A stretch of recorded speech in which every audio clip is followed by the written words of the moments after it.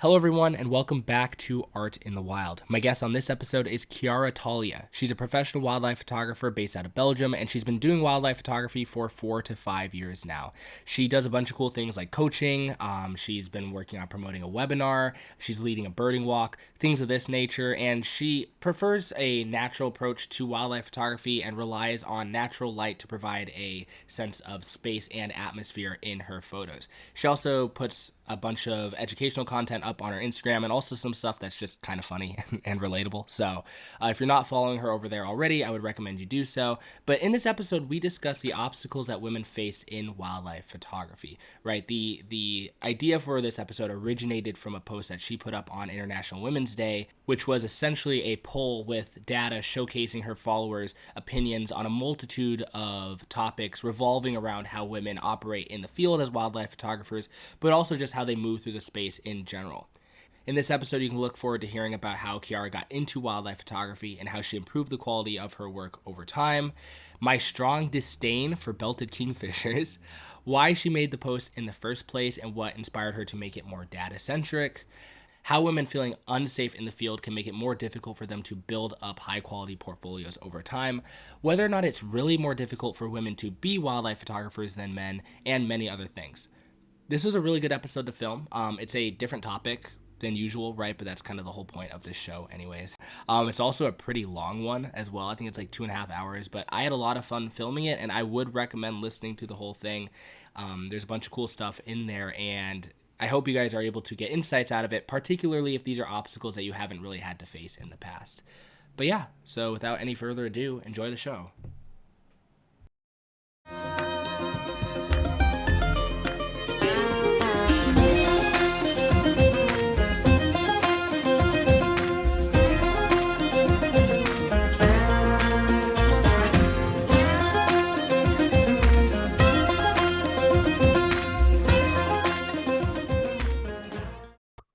Hello, everyone, and welcome back to another episode. I'm here with Chiara Talia. Chiara, how are you doing?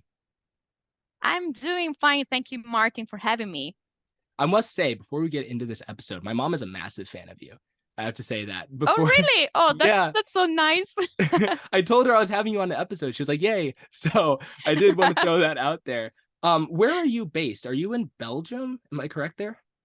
Yes, you're correct. So I'm actually originally from Italy, but I left Italy already a while ago. So I lived in a bunch of European countries, and for the past 4 years, I've been in Belgium. Yes. Nice. How do you like it? What's it like out there? Belgium is a nice country. There's lots of beer and fries, so I'm good with it. Yeah, there you go. Yeah. What's the landscape like? Because I have a friend from Belgium. I haven't talked to him in a long time, but like I'm imagining it kind of like where I'm at right now. I'm in the northeastern United States in like Massachusetts. There's like a lot of deciduous trees, not a lot of pine trees and stuff like that. Is it like a similar kind of thing, kind of temperate climate? So the climate is temperate, but I'm actually living in the northern part of Belgium, which Mm. is actually very, very plain. So the Oh yeah. most typical habitat here is actually wetlands, and I kind of miss a bit of hills and mountains. Like to get some hills and mountains, I have to travel by car for a few hours. So that's a bit boring if I can. Yeah. I hope that Belgian people will not hate me for saying this. No, yeah. For me to get to mountains, I have like an hour and a half drive, which isn't too bad. But they're Okay. they're Yeah, also yeah, not no, like it is.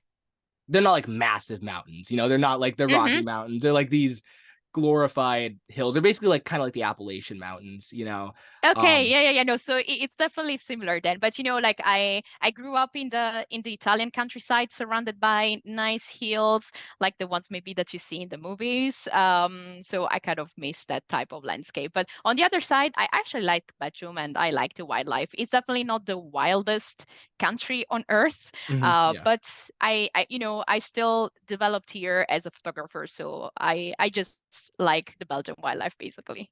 Species wise, what is it looking like when you go out? Like, what do you see a lot of? Like, do you see like European robins or foxes at all?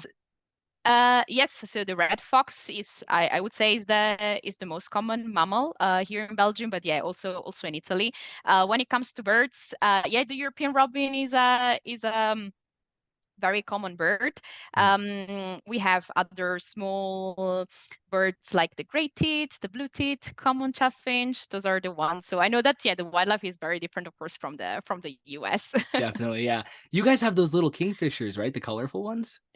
We have only in Europe we only have one kingfisher species. Is the common The common kingfisher, and kingfisher? yeah, it is definitely a colorful one because yeah, it's blue and orange. So I know it's definitely perhaps in Europe. I would say that it's the most sought after species for Mhm. wildlife photography, definitely because of the colors mainly. Yeah, no, so we have kingfishers where I'm at, right? But they're Hmm. not super colorful. They're called I know. Yes. yeah, and I hate them. No, I don't hate them. That's too strong, but I strongly dislike them. I actually don't try to photograph them because they're so skittish. They're like they will fly. I'm pretty sure like if one lands in front of you, you can be kitted out in a ridiculous blind. It can't see Hmm. you at all. And like your camera will be fixed on a tripod. You'll have a remote shutter, so you won't even have to like touch the Hmm. camera. Hmm. It'll land on the perch, but the excitement from it landing, I'm pretty sure I can feel that in the waves in the Hmm. air, Hmm. and it will Hmm. just fly 2 states over that like that instant. They're so skittish, and I have a friend who really puts a lot of effort in trying to go photograph them. I just can't. Like I don't like them enough to even try. Like if they were easier to photograph, yeah, I would do it. But they're so difficult. It's not I'm blanking on the name of the species actually. It's Is it a pied belted, kingfisher? belted. Belted, No, belted. belted. Yes. Yeah. So no. Yes. Yeah, the pied's a really nice black and white one that's out in Hmm. I don't know exactly where people get them in the Middle East, maybe somewhere like that. Okay. But we get belted, so they're like a dark blue. They're not Hmm. ugly, Hmm. like they are pretty birds, and they have some like kind of rusty coloration on their neck. Hmm. They have a cool little crest, but they're just too damn skittish. Like I can't photograph them. Um, but yeah, so like going off that topic, what was the first encounter with a wild animal that got you into wildlife? Because like I know the story kind of, but just for the people who are listening, Yeah. what was that Yeah. first encounter? Yeah, of course. Actually, you already mentioned like the bird that Mhm. literally changed my life because it's actually the European robin, which is quite different from the American robin. It's For a bit sure, yeah, is smaller, and I think it's a bit cuter. definitely. But anyway, all of this happened just a bit over 4 years ago. Back then, I was living in Scotland. I was there for doing my PhD, and I was actually going through a very, very bad period for my mental health. I struggled with anxiety. I had something called generalized anxiety disorder. So it was a really bad period. And I was literally just wanting to find a way to distract myself. So that's when I remembered that I actually had a small DSLR camera. I bought that camera a few years earlier just because I moved to Scotland. So I said, yeah, I'll just buy this camera to take the photos of the nice Scottish landscapes. And then, as often happens, people make purchases, but they don't follow through with the plans. Yeah. So the camera just stayed in the closet until that moment when I said, I have this camera. I need something to do to distract myself because I'm miserable. So I just started watching a few tutorials on YouTube, and I remember exactly which tutorials I watched. It was landscape photography tutorials because I thought that's what I wanted to do. So on that day in January, I just went to the city park, literally 5 minutes from where I was living, thinking about taking photos of the park itself, the trees and the flowers. And then when I was there, actually I saw a gray squirrel. So I started following the gray squirrel, and then when I was photographing the gray squirrel, this European robin appeared. It was actually just behind me, so it wasn't even in front of me, so it was just on a bush. And European robins are very different from kingfishers. They are very tame and bold little birds. So this robin literally came out from the bush to, check on me and see what I was up to. And I was like, oh, this is weird. It's a small bird. In my mind, I knew it was a robin because the European robin is a very popular bird anyway, in the culture. Anyway, anyone knows about the European robin, even if you're not into bird watching at all. So I knew it was a European robin somewhat, some way, and I was just hit by something. I don't know. I think that it was kind of love at first sight. I started taking photos of that European robin because I was so happy. And I actually thought, oh, this is actually easy because that robin was just closer, so close to me. Back then I had like a 55 to 250 millimeter lens, so Mhm. definitely not a super tele lens at all. So it was, a small setup, and I was still able to get quite a nice portrait, I might say. So I thought, oh, that's easy. So just remember going back home very happy because I took those photos. So then from that moment on, I was literally in totally, completely. I was completely hooked. If someone asked me how this happened, did you ever have a hint that you were passionate about wildlife and photography? I would say absolutely not. It was completely, completely random. Mhm. Awesome. Yeah. Well, I mean, those European robins, that's a pretty good spark bird. You're not wrong about your guys' robins being a little bit better than ours.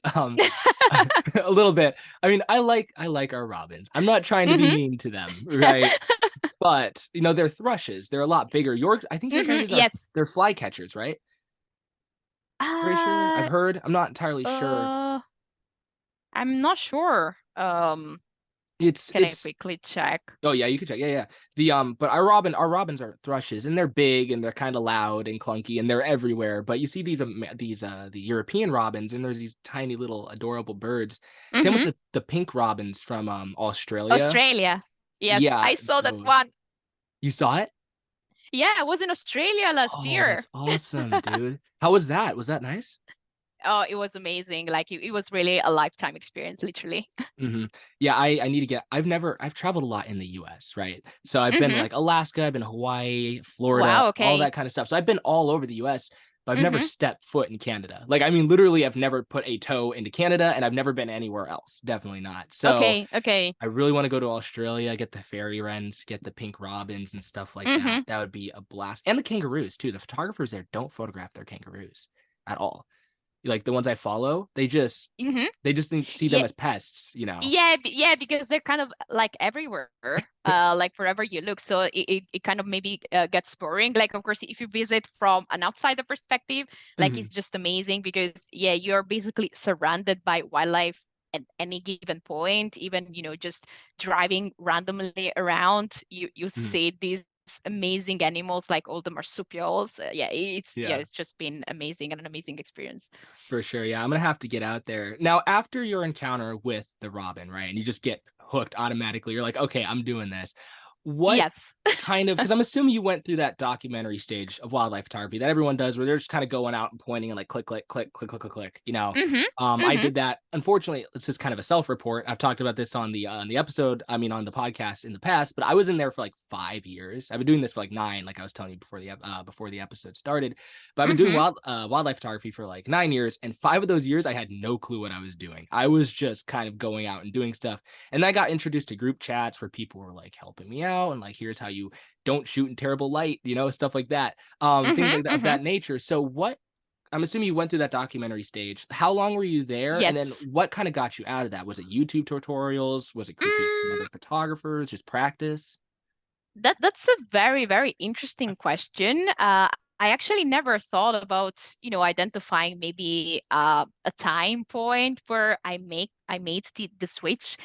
Mm, I would say definitely that the first 1 year and a half, maybe 2 years. That was mostly what I was doing. But I think that that time was also really much needed because I also really needed to build my knowledge about birds because I started from absolutely zero. I mean, mhm, I didn't, of course, I kind of knew the European robin as a name, but that was basically it. I didn't know any other bird species. So, those couple of years were very important. I was literally just going around more as a bird watcher mindset. So just walking around and trying to see as many birds as possible and getting photos so I could then identify them. Because of course at the beginning I wasn't really able all the time to recognize the birds just on the field as I was seeing them because I just didn't have the knowledge. So mhm, then I was relying on the photos that I was taking on, the different locations that I was visiting, and I was coming back home and then using the photos to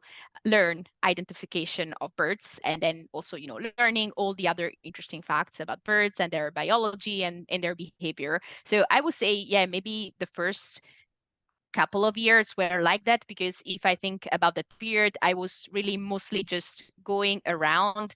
I'm not saying randomly, but I was really more in an exploration phase. So I Yeah. just wanted to visit as many spots as possible in order to see as many birds as possible. That was kind of the goal. Back then, I was also kind of doing a bit of twitching. So I was really going to see rare birds because they were spotted by way more skilled birders than I Mhm. was. So I was Yeah. then just traveling, and I was doing that. And after that point, I actually stopped doing that because I think that, yeah, maybe after a couple of years, the photography side took over in the sense that I started to become much more mindful about the conditions I was shooting at. I was also prioritizing taking photos, even if it was birds that I knew already very well, even if it was already a common species. Definitely in those moments, my priority was getting a very good photo, meaning that, I don't know, for example, I was going to a location many times in succession because I wanted a very specific light or a very specific condition. So I would say, yeah, maybe 2 years. It's when the mindset shifted really towards a more intentional approach to photography, in the sense of trying to achieve aesthetically pleasing images versus just clicking whatever is moving around you. Mhm. And in terms what led to that, I find it very hard to find a specific reason or a specific, I don't know, tutorial or person. I think it just really happened kind of naturally by just becoming aware that I wasn't happy anymore with the photos I was taking, right? I Mhm. was coming home, and when also in the first couple of years, of course, after the first very few months, I would say, where you're basically happy with whatever happens around you because everything is exciting, everything is a new bird. Um, then it's when you start struggling a bit, thinking, oh, yeah, but I wanted to take this photo and this photo didn't really turn out good. And, I got lots of blurry photos. And Mhm. I was taking photos in low light conditions, and obviously, like my first beginner chip setup was definitely not the best for those type of conditions. So I think that my frustration started to grow as I kept becoming more and more discontent about the quality of the photos I was taking out of the sessions. So that's when I started, I think, to just think a bit more, and trying to evaluate what was really missing from my photos, and that's what led to the shift in mindset. Sweet. Yeah, I really do think that exploration phase and that beginning phase is really important for just learning to enjoy Mhm. it and just having Mhm. fun, Mhm. you know? And Mhm. definitely, especially if you're coming into it with no knowledge, you do have to know the birds, right? So you have to go Mhm. around, Mhm. figure them out. I it's cool that you actually kind of naturally fell into that and learned it yourself. Mhm.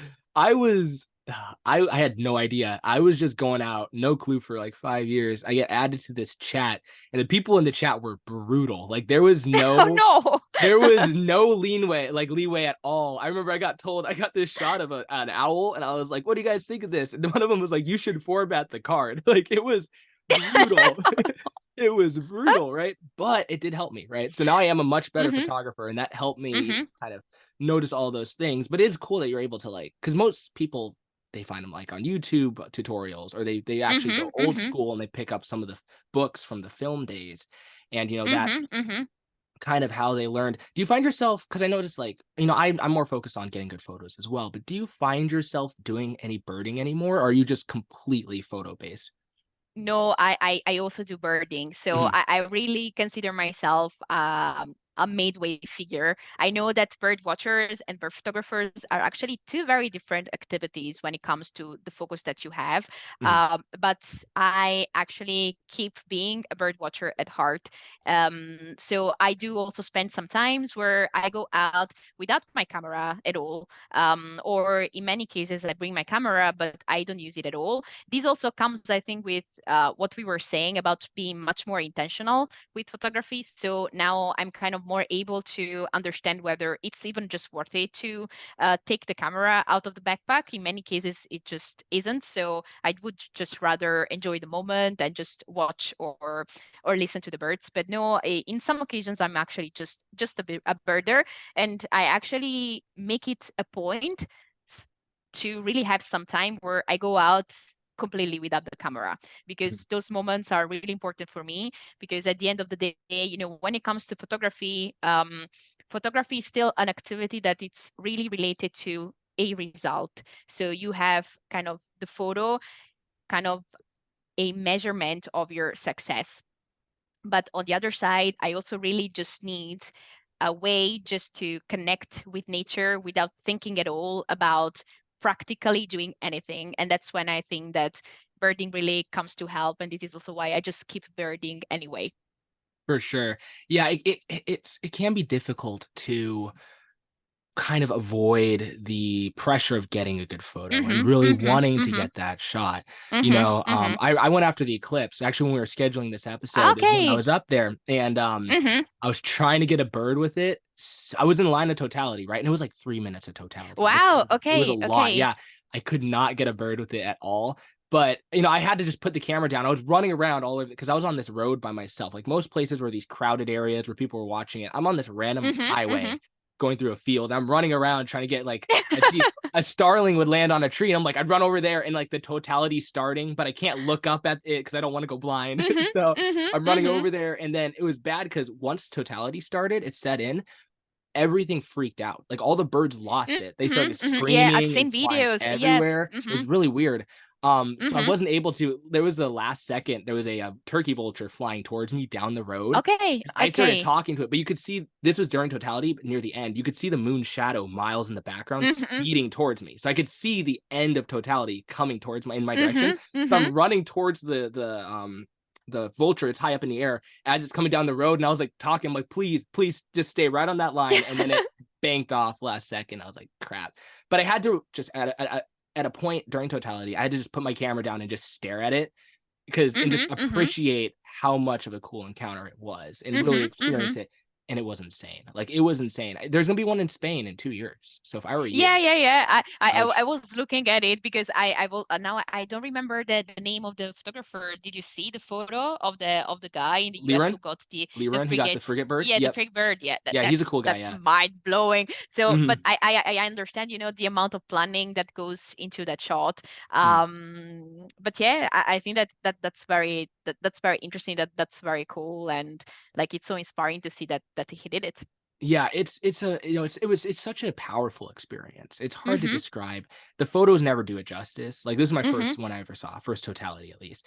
And I can't really yeah, I can't say it. It was like like seeing it, it's like ethereal and alien just in the sky, this big like white Mm-hmm. blue ring, but like yeah, it was crazy. But the thing I'm trying to, get at, bring it back to the topic is it's really important to enjoy those experiences. If I was Mm-hmm. so Mm-hmm. locked in on like I want a bird with this, the next I mean, I'm definitely going to travel for them internationally, but the next one's going to be in 22 years in the US, I think. Mm-hmm. Something like that. So if I had like missed out on that, and I couldn't travel internationally, I'm going to be like in my 40s when the next one rolls around, Mhm, right? mhm, So it's really important to appreciate that. But that's a more extreme example, just in a more general sense. Like if you have a bird coming really close to you and your camera's malfunctioning or you just can't get it to focus, it needs to like you need to be able to. It's something I do struggle with, just to put the camera down and be like, okay, this is still really cool, even though I really want this photograph. And how long have you been doing photography for specifically? Like how many years? It's 4 years. 4 years solid. There you go. Mhm, Oh, so mhm. like around the pandemic, right? Is that when you got into it? Yes, I started literally in the year of the pandemic, so that was also, I think, something that really Mhm. helped me keep insane during the pandemic. And also, actually, as I mentioned before, I started in January 2020. Back Mhm. then, I was in Scotland, and then in March, I moved to Belgium. So I moved during the pandemic. I moved to a new country. I didn't speak the local language, so I was pretty lonely. And Mhm. this is why I also, found in photography really an activity where I found lots of joy. I was, just going out and being in nature, it was, I think, just the perfect activity to go through a pandemic. Yeah, no, the pandemic's crazy. That was such an insane time. And I know, like, I got into it way before, but like I know a ton of people who got into it during the pandemic. It blew up Absolutely, yes. because people Yes. once they got locked in their houses, they're like, I want to go outside. And Mm-hmm. there's a Mm-hmm. great part of that. The more people are getting into it, and then more people are buying gear, appreciating wildlife, and may help conservationally. And then also if they end up kind of putting some kind of a tax on non-consumptive wildlife related hobbies, that Mm-hmm. could really put money towards Mm-hmm. conservation too. So Mm-hmm. it's all good. But also I really don't like I've been shooting since I was 11 or 12. I show up to these spots I've been going to for almost a decade, and now there's like 10 million people there with cameras. And I'm like, where did you all come from? you know? I And know, it I know, I know. I think that on one side, I kind of, feel this is not right because I'm also one of maybe the newer one because yeah, I started, just recently. Mhm, On the other side, I understand what you're saying. I also see that more and more people get to know, get into the activity, and also another big difference is that, of course, with social media it's much easier for information to flow from one person to another. And that, of course, leads to more people getting to know locations that maybe earlier were just more private. mhm, But on the other side, I also really strongly believe in the value of sharing. And this is why I'm also on social media. Also, like personally, for example, I would have not made this progress if it wasn't for the great free online resources. If it wasn't for the bird watchers who put observations on the on national eBird database. and stuff. Yes, Yeah. I would, Mhm, again, I was in a new country. I literally didn't know anyone here. I mhm, didn't know the place. So for I sure. literally just started to go based on what I was seeing online. So I was, on eBird looking at the hotspots here in Belgium. We actually have another national database that's more used. So I was just going there and see, where do the bird watchers go, and that's how I started to, go around and discover the locations. And then it's actually some of those early finds that are still some now of my favorite locations, even for photography. So I'm a bit torn when it comes to this because, yeah, on one side, I understand when it comes to wildlife photography, we kind of don't want for a specific location to become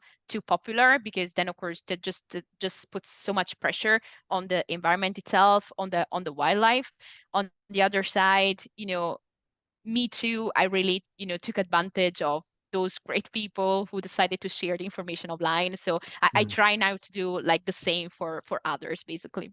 Yeah, for sure. Definitely. Yeah, it's overall, I think, a net benefit, right? I think in Mm-hmm. very specific circumstances, we start getting in trickier situations with like owls and Mhm, predatory mhm, mammals, more sensitive species, or not even mhm, sensitive, but just ones that are so highly sought after that the mhm, high amount mhm, of photographers can actually be a detriment to them. But for mhm, the most mhm, part, it's fine. Like European mhm, robins, a good spot for kingfishers. Like they don't, a lot of those birds don't really care all that much. So it is mhm, good. mhm, Basically what I've started to gravitate to, and I'm glad because I like meeting more photographers, right? I like mhm, hanging out with people.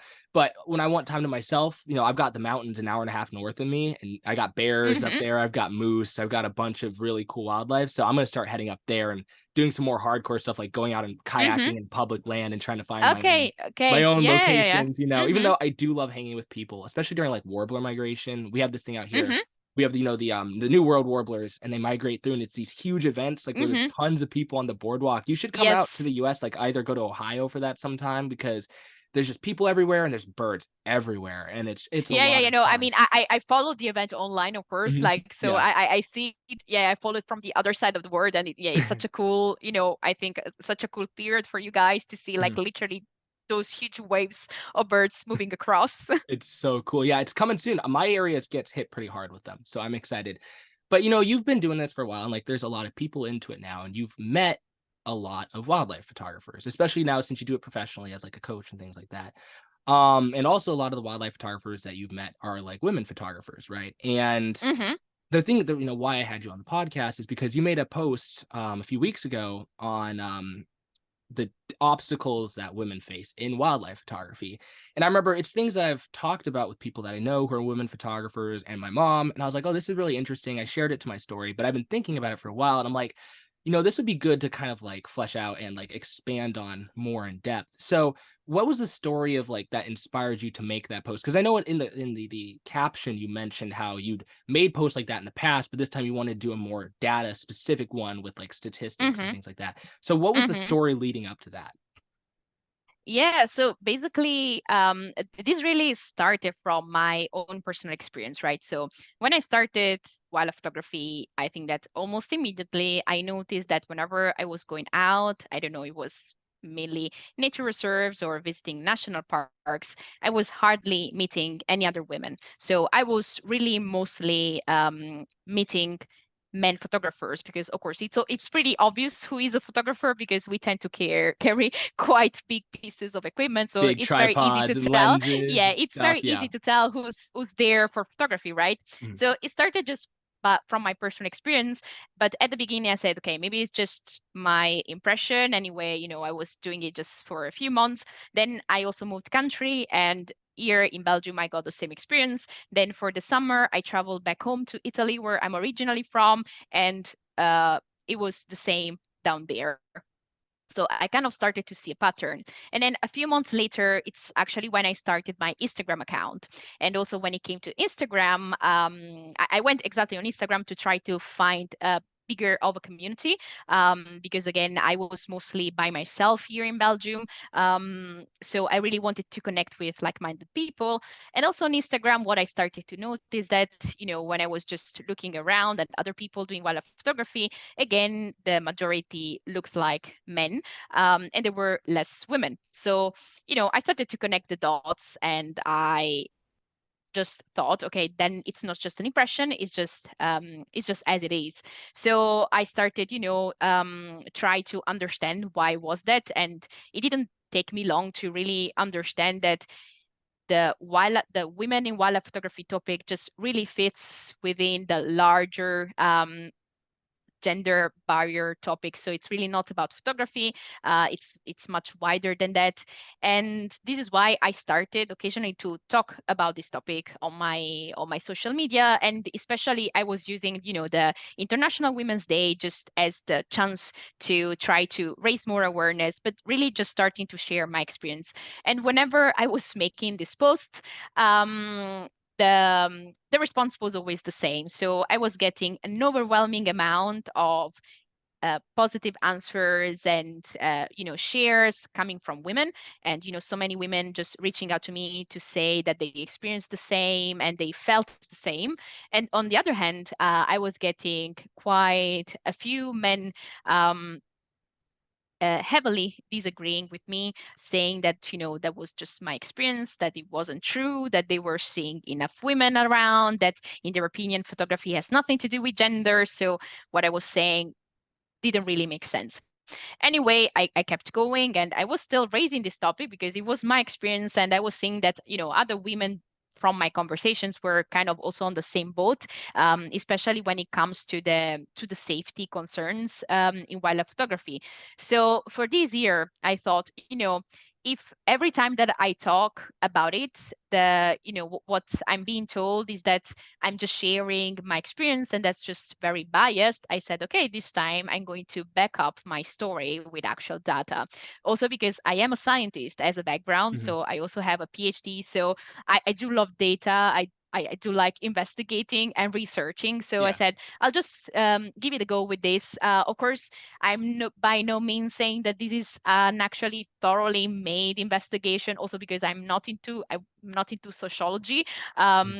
I was more into actual, scientific research with in medical sciences, so it's very different type of data. But I did see this just as a starting point. So I decided it's time to launch this survey, a brief survey within my community. And the goal of the survey was actually just to understand if and how gender impacted the activity of wildlife photographers. So I actually asked women, men, but also non-binary people. And actually, what I think was very interesting from the survey was also the answers coming from men about their struggles in wildlife photography, which is something that I didn't consider before. Because again, sometimes it's just very difficult to, be in the shoes of someone else. So this was generally like the reason why I did this. And yeah, it was very interesting. I also learned a lot, and I think that yeah, the findings were quite nice. Mhm. What do you think causes the like divide the ratio between men to women photographers, right? I know there's a lot of different factors, but do you think it's like societally installed things and Mhm. expected behaviors when they're younger? Mhm. Because I think Mhm. that would be possibly a major part about that. Like, so Mhm. what are your thoughts on that? Yeah, I think that definitely, as I was mentioning before, this is really not just about wildlife photography, it's much wider. I think that Mhm. the general results of the survey are very much applicable to many of other activities that are outdoor related. I think that, traditionally, there's always been this view of the woman not doing activities that require being outdoor because that's considered, physically heavy. So it's just really stereotypically those activities have been traditionally associated with men. So of course, then it also just becomes very hard for women also just to imagine doing something like this. Of Mhm. course, this then leads to less women doing it and also then less representation. And this also means that, younger girls don't have any role models to follow. Yeah. So it's kind of a A chain. It's self-fulfilling just, cycle. Yeah. yeah, exactly. It just keeps going and keeps going until, unless at a point we get to a higher amount of women actually doing photography in this way. Like the hope is that, of course, for youngers that would be something kind of normal to dream about, Mhm. because what I think is that many youngers wouldn't even consider doing photography, wildlife photography, because Mhm. they just don't have any example to look at, because they're taught from a very young age that outdoor stuff is for men, and it's dangerous to be outside, and you have to maybe traditionally women are more connected to the family, taking care of the home, just family, generally family duties. And Mhm. I think that these were also major themes recurring in the answers from women actually. Yeah, for sure. I mean, when I was thinking about it too, when I was a younger kid, I don't know how it is with kids nowadays, right? But young boys were more encouraged to go out and like flip over rocks and look for Mhm, bugs and look mhm, for mhm, salamanders, and like that's like younger girls weren't encouraged to do that as much, and also younger girls mhm, may like their parents may have dressed them in clothes that were not as conducive to crawling around in the mud mhm. and looking for stuff. Yes, And a lot of yes. these smaller encounters are what gets people into it. Like I don't know what got me into it. Like I like to say I was factory installed with this intrinsic Mhm. attachment to wildlife. Like I honest to God cannot remember a time where I was not just insanely focused on wildlife. Like when I was 2 That's years old, amazing. I was carrying this big animal encyclopedia around me everywhere I went. I couldn't read it, right? But I'd flip through all the images Mhm, and I'd look at mhm, the antelopes, stuff like that. So I can't pinpoint it to a specific time when I was a kid, mhm, but like a lot of people can. Like maybe they went and looking for frogs, or maybe they caught a salamander, or maybe they went out fishing with their dad like early in the mhm, morning mhm, before sunrise, and an osprey or an eagle grabbed a fish out of the water, something crazy mhm, like that, and that hooks them on the outdoors. And the issue is, I think young women, yeah, may not be exposed to those encounters as much as young men, mhm, which mhm, installs that interest at an early age. And another mhm, thing I want mhm, to talk about too is I feel like, and this is anecdotal experience from me, right? I feel mhm, like the ratio changes in different age demographics, right? So in there's a lot of people who are like older photographers, right? So I have like 50, 60, 70. And in mhm, those mhm, crowds, it's still like definitely majority male. But I find a lot of the mhm, times when I pull up to, at least where I live, like a crowd of people at a certain, like during warblers and stuff, it can be like 30, 70 female to male, or even like 40, 60 female to male, which is mhm, still like a significant, it's a big difference, but like mhm, like there's still a lot of women photographers out there. But in Mhm. my age cohort, so I'm typically like referring to that as like 15 to 25. First off, we barely exist at all in the first place, right? Because it seems like there's more to me on Instagram, right? I'm really connected with young photographers on Instagram. I could Mhm. like all across North America. I can go anywhere pretty much in the States or some even a lot of places in Canada and make one phone call and be shooting with a young photographer the next day. Mhm. But that's just because I'm putting a lot of effort in to do that. And also young people are more savvy with short form content, which is what blows up. So it may seem like Yes. there's more young people than old people. Mhm. But like I do a lot of public speaking at camera clubs, and I did a conference in November I was speaking at, and I just did a conference in Florida last month that I was speaking at. And between each of those conferences, there's maybe 200 people in each one. So between the two of them together is like maybe like three anywhere between 300 to like 450 people. I'm giving a large range because I don't want to seem like I'm overestimating how many Mhm. people were Mhm. there, but a lot of people between those two conferences, there was one person in my age cohort. In both Mhm. of those, Mhm. right? When I go out shooting, I might run into a new young photographer once a year, right? And that's mainly men, right? I find that the ratio is a lot larger, anecdotally, right? A lot larger Mhm. in the younger Mhm. generation, even like 4 to 1, 5 to 1, male to female, right? Mhm.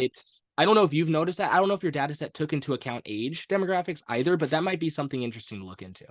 Yeah, no, absolutely. I think that the age is a major confounding factor to take into account. Unfortunately, because my survey was quite small, I Mhm. couldn't take into account all the possible confounders. So age would definitely be one that, for a larger one that I'll be running, I'll definitely take into account. I think definitely that there's also a major difference when it comes to age. I think that definitely the distribution is skewed towards the older age. Then if this also relates to a different distribution in gender, I'm not sure. Also because kind of I hear what you're saying. I think that then social media maybe gives a wrong impression of the reality, because of course also the distribution within social media is biased, because Mhm. we don't have an even representation of all the age groups. But I must say that if I just think about the demographics on my Instagram, there it's also pretty clear that I'm followed more from older people. And on YouTube is actually crazy. I mean, on YouTube, I don't have that many subscribers yet, but if I'm not wrong, I think that over 70% of my subscribers right now are over 50 years of age, Yeah. which to me, it sounds crazy. It's really, really skewed, but definitely, if I do a larger survey, I'll definitely also include the age part. But I think when it comes to young generations, this is when I think that social media can still help. I think that with social media we can be those models to inspire other people just to give it a go. Of course, I'm not saying that everyone should do wildlife photography. This is also something that I got told by a few people whenever I talk about this topic. They're like, "Oh yeah, but not all women can do wildlife photography." I mean, of course, it's obvious not all the women will do it, as not all the men, right? Everyone Yeah. has its own passion, but it comes to being able, like, allow people who have that small desire in their heart to even understand they have it, because sometimes it's really just not even knowing that they have it because they just don't see the right representation out there.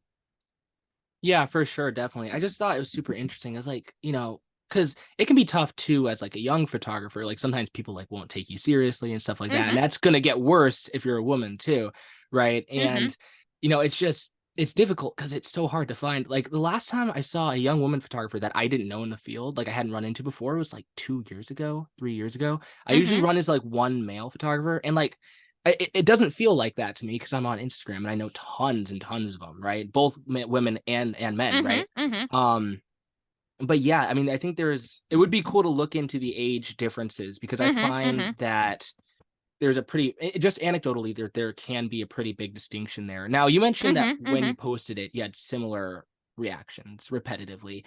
And when I first saw it, I was interested and I was looking through the comments and I noticed some of the responses were rather hostile to say the least. Yes. Yeah, I was looking through those and I was like, this is interesting, right? So have you like communicated with any of these people? Like, do you know or have any idea what the result, like underlying cause of that might be? Well, I must say that I think that actually the survey was a good idea because compared to the previous times, I found the answers to be actually less hostile. Like Mm, the previous times when I was talking about this topic, I received comments that were much harsher. really? I was also having conversations in private with some of these people.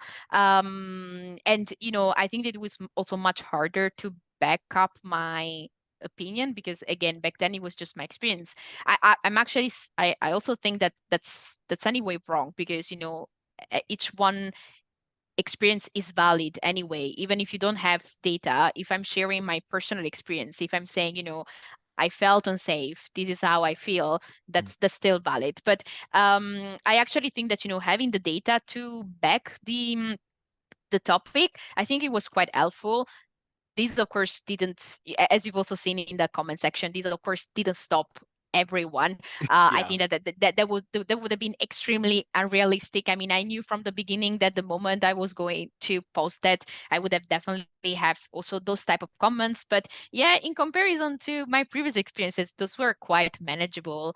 Mhm. I might say. I think that something that also was also clear, very clear from the survey itself. Like in the survey, I actually asked to people whether they even agreed with the statement if in wildlife photography there are more men than women. And already at that statement, I saw that there were quite a few men who disagree. So that already shows that in some way men don't even perceive this difference that's so clear to women. Again, it can be just anecdotal. It can be that, of course, in the experience of another man, maybe he's surrounded by women, and Yeah. that's great.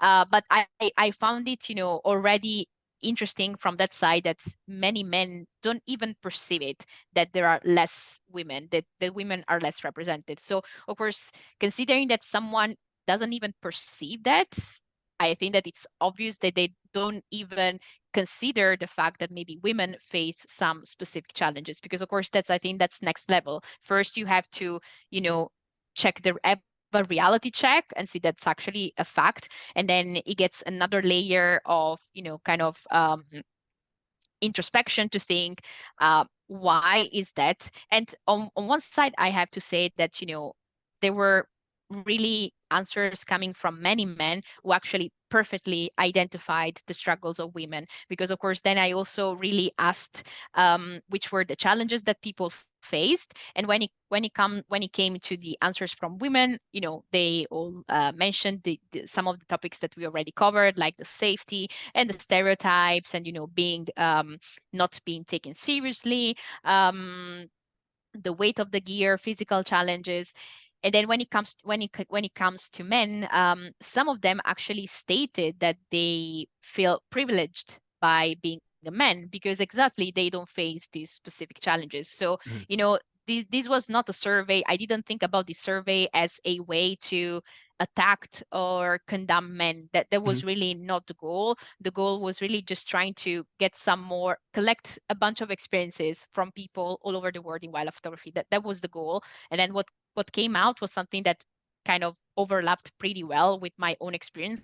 And I was also surprised by the fact that anyway many people, that there was a really good understanding beyond genders of which were the challenges. So many men really have empathy and understanding of the challenges that the women face. And on the other side, it was also interesting to read about the challenges that men face that I never considered before. Mhm. Sometimes it's just a matter of not taking enough time to talk to each other. I mean, I never literally asked, a man photographer whether he felt that his gender affected his activity as a Mhm. wildlife photographer. This was the first time that I asked the question by the survey, and just by asking the question, I learned something. You get a new Um, perspective there, yeah. a new perspective. So Mhm. I think that that's just what sometimes we miss from any side, like just take a break and listen to the perspective of others. So when it comes to those people who leave, nasty comments under my post, it's just people who are, just lacking that willingness to really listen to another perspective, and they Mhm. are so convinced or their of their own perspective. Yeah, and it definitely didn't come off like an attack or anything at all. Like, looking at it, it was a Hmm. pretty neutral, take on the whole thing. So I was, yeah, I Yeah, was yeah, yeah. interested by by the hostile responses. And I was also interested, with men saying like they feel like there's some of them even say they feel like there's more women photographers. In my experience, as I Yes, was yes. talking about earlier, I don't really feel that way. It feels more even in older generations, not Hmm. completely, but especially in younger generations, like it definitely doesn't. I've noticed one thing I heard from a professional photographer, right? One of the ways this guy, is a person who runs workshops and things like that. And he was saying that he feels like there's more women, but one of the reasons he may feel that way is because the women may be more inclined to hire him to ask for help. And the men are more kind of Yes, like, I'll figure it out myself, whatever. yes, I yes. got this. So yeah, there could be a bunch of different factors for why they Hmm. feel that way. Like sometimes they might not be like blind to it, but they might just be an area with an unusually higher than average amount of women Yeah, yeah, yeah. photographers. Yeah, yeah, yeah, yeah. Or That's possible. Hmm. yeah, definitely. But it's weird though, because like it was a lot of people that seem to think that a lot of men that seem to think that there's more women photographers or just as Hmm. many, and which in my experience is like not that way at all. I do want to just kind of just talk about a bunch of your findings, Hmm. in general. One of the things that I want to double check, I have a screenshot of the statistic, but one of the things that really surprised me is the safety thing.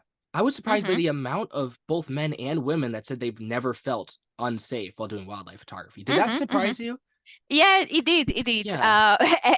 Because yeah, in the on that side, like my personal answer would have been very different. Yeah.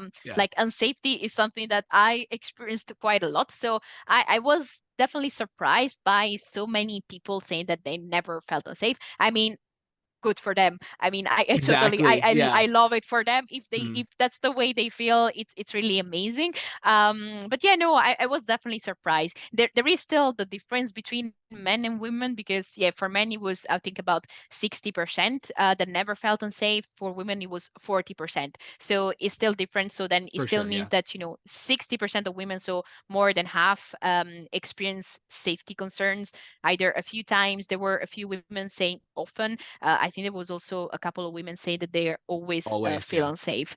Mm. So there's still a difference there, but I would have definitely also expected a larger number of people at least feeling unsafe a few times. I was surprised too. For sure, yeah, even, like, seeing, like I mean, to be honest, like, I've had a lot of in times where and sometimes it's actually animal related, like, one time I was in the cemetery, and it was, like, 20 minutes after sundown in Montana, right? I was walking out of there, and I saw movement, and I reached for my bear spray, and my mom had told me I was out of college. She was like, "Bring your bear spray to the cemetery. Bring your bear spray to the cemetery," over and over again. I was like, "No, I'm in the middle of the city, right? Whatever." So, I'm walking out of the cemetery, and it's, like, dark. It's not fully nighttime, but I look to my right and I see this some movement. I reach for my bear spray and there's just like a bunch of headstones, right? And a bunch of them are like dark granite. Hmm. And I'm looking at this one headstone and it's kind of blobby, like potato looking, but I'm just starting to Hmm. rationalize. I'm like, that's nothing, it's a headstone. Like look at all these other headstones. You're fine. And then it started walking, which headstones typically don't tend to do, right? And it was a bear. It was a bear like 50 feet from Oh me. wow. Yeah. And I was like, I kind of I was like, oh, this is really not good. So I had to back behind a bush to put that between me and it, and then I just like dipped out of there. So yeah, sometimes Hmm. it actually has to do with the wildlife. Like I've had pretty scary encounters with moose and things like that. But Hmm. I Hmm. I've had times where I'm walking in a place and it's like more in urban, semi-urban areas near a park. The sun has Hmm. gone down. And I'm like, dude, this is sketchy. Like, am I gonna get robbed or something like that? And Hmm. Hmm. I was really shocked that 60% of men never said, but I was really shocked that 40% of women said they've never felt unsafe. Like that really surprised me, just the whole thing for both cohorts. Yeah, like here I maybe kind of maybe I have a small explanation for that. When it comes to the safety feeling, we also have to take into account that many, based on the other answers that I received, many women tend to do wildlife photography only when they are with someone else. Yeah. Meaning that, of course, because they, tend to feel unsafe, they are more likely to do wildlife photography only when they are maybe with their husband, with a boyfriend, or with friends. And Mhm. these, of course, can also confound then their feelings of unsafety, because if they are with people, normally, being in company tends to, kind of calm you down. So I Mhm. think that also can maybe play a role in inputting an explanation. And also because of this, something else that I didn't take into account is also then understanding which type of locations people tend to use. It might be that, for example, women, because of the more general unsafety, which is kind of wired into our brain, it might be that women tend to go to kind of safer place. At least Mhm. this is also something that I got hints of in the open questions. So, maybe more going to locations that are closer to home, or where they are normally safer, let's say. And this is, of course, leads maybe to avoiding those areas where, someone could make, a bad encounter. But I also wanted to mention that when it comes to safety, most of the answers specify that their unsafety relates not to wildlife, but Mhm. relates to encountering other People, people. for sure. Yeah. So that's something that was raised in the, in the open questions. And I think, also speaks volume about, this feeling of unsafety. I think on one side is normal when it comes to wildlife photography. It's still an outdoor activity, so it inherently comes with some concerns of Mhm. safety, because, as you mentioned, we are outdoor, and of course there's wildlife, and sometimes you are in remote places, and in remote areas, and there are all a bunch of things that anyway can happen. But I think that what's really interesting is the safety concern when it comes to actually meeting other human being. I think that that's what it's. I think that that's more what the it's more heartbreaking to me to think that someone doesn't go out, not because you're scared of the wildlife, but Mhm. because you're scared of meeting someone else. For sure. Yeah. Like I don't, I don't feel scared that often, but like I actually feel more scared in quasi urban areas where it's Mm-hmm, like mm-hmm. a park, because then you're worrying about people, right? And that's it's sketchy sometimes. And I'm a man, right? So it's Yes. gonna be Mm-hmm, worse for a mm-hmm, woman by a mile. mm-hmm. Um, so yeah, it's also, and I think it's something I want to talk about too in general. Like this is something I've talked to my mom about, right? So we used to go all the time to places, and there was places she wouldn't want to go that much because she's a wildlife photographer. She wasn't originally. She went to school for photography. She started when she was Mm-hmm. 12. She started when she was 12 as well. Okay. But I've always been into animals, and she had this old camera, so I picked it up, and she wanted to fuel my love for this new thing I picked up back when I was 11 or 12. But when she was in school, she was told by her professors that like wildlife photography is like bottom of the barrel degenerate photography. It's just click and shoot. Yeah, so she didn't want to be associated with wildlife photographers for the Oh no. longest time. And I would tell people I'm a wildlife photographer. She's like, "Well, don't say that." I'm like, "Well, I don't take photos of anything else, right?" But that was like 9 or 10 years ago. And now, bro, she just goes out and shoots without me, and she'll text me. She's like, "I found an owl." And I'm like, "Yay." You know? Or That's amazing. she'll go on a trip, and then she'll just text me like 10 times. She's like, "What bird is this? What bird is this? What bird is this?" So yeah, so I kind of got her into it. But the thing is, when we would go out together when I was younger, she would be willing to go to some places, but like she was hesitant, but I was there. Now there's places like I'm out, driving by myself and going out to places to shoot. And I'm like, there's like a bobcat location I know about, and there's like a place where you Mm-hmm. get indigo buntings and blue-winged warblers, like really nice locations. And I'm like, well, why don't you go shoot these places? And she's like, I just don't feel safe there, right? Because Mm-hmm. they're not remote, so they're not so remote that you're probably not going to run into people. Like, I don't live in a super wild area. I have to drive like Mm-hmm. 4 hours to get to that. Um, so there's people there, but there's a big thing is there's no service.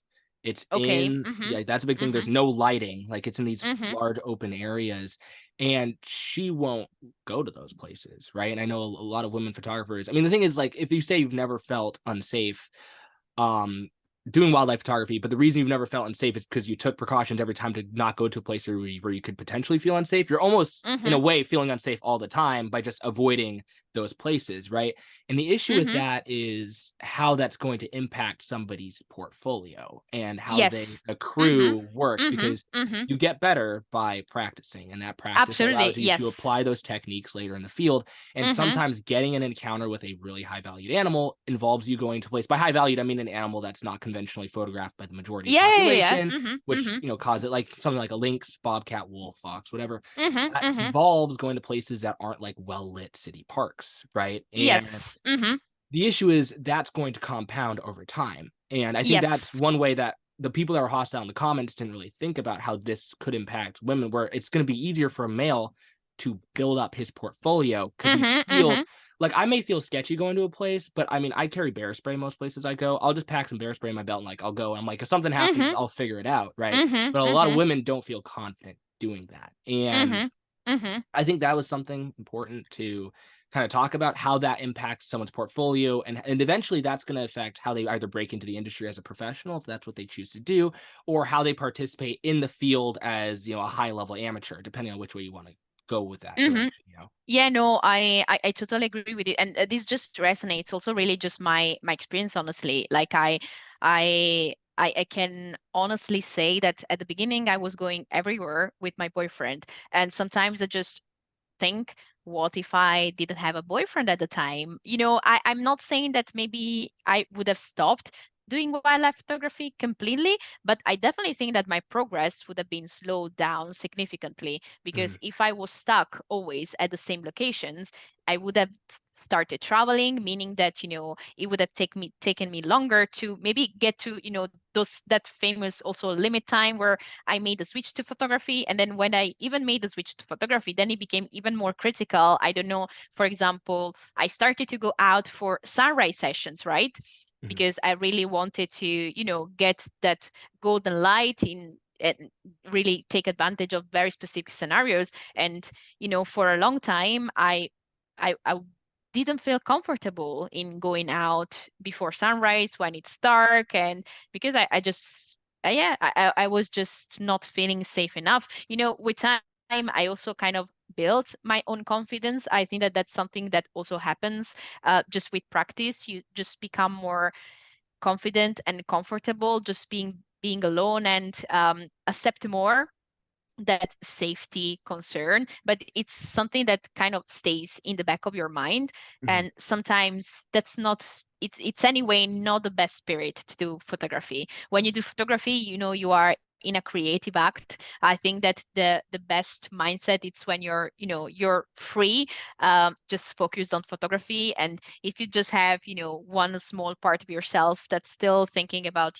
oh, this is unsafe, or with the corner of your eye checking the Yeah, it's side, gonna it's gonna or impact how you perform. Yeah. yes, yes, it does. I'm not saying that it's impossible Mhm. again, but definitely I had plenty of women clearly mentioning that, they don't go to certain places, or people who said, I really wanted to go there because, maybe it's a good location, as you mentioned, for a specific species, or because you really wanted, I don't know, to photograph that habitat, and then you end up not going there. So you kind of limit yourself, and Mhm. that's huge when it comes to your progression and building a portfolio, and then leave it alone even to do this professionally.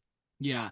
Also, even in smaller things too, not about going to a location, but how you conduct yourself in a location, right? Like I was talking Mhm. to Mhm. one of the friends I have who's a woman photographer. This was maybe a year and a half ago.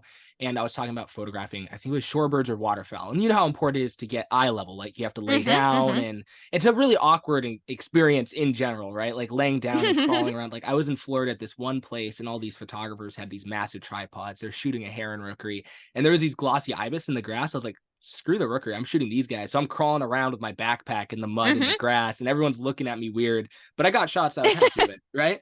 But the Mhm. thing Mhm. is, I was talking to this girl I was talking to, and I'm like, hey, you should get eye level to get. And they're like, I don't really like doing that. And I thought it was more like, oh, it's awkward, or it feels like, it's like environmentally just difficult. You get wet or muddy or whatever. And I'm like, Mhm. Mhm. well, yeah, but your shots are gonna get so much better with the foreground and the depth of field. But then they said, they're like, yeah, no, I just feel like I'm gonna get like catcalled or like harassed if I do that.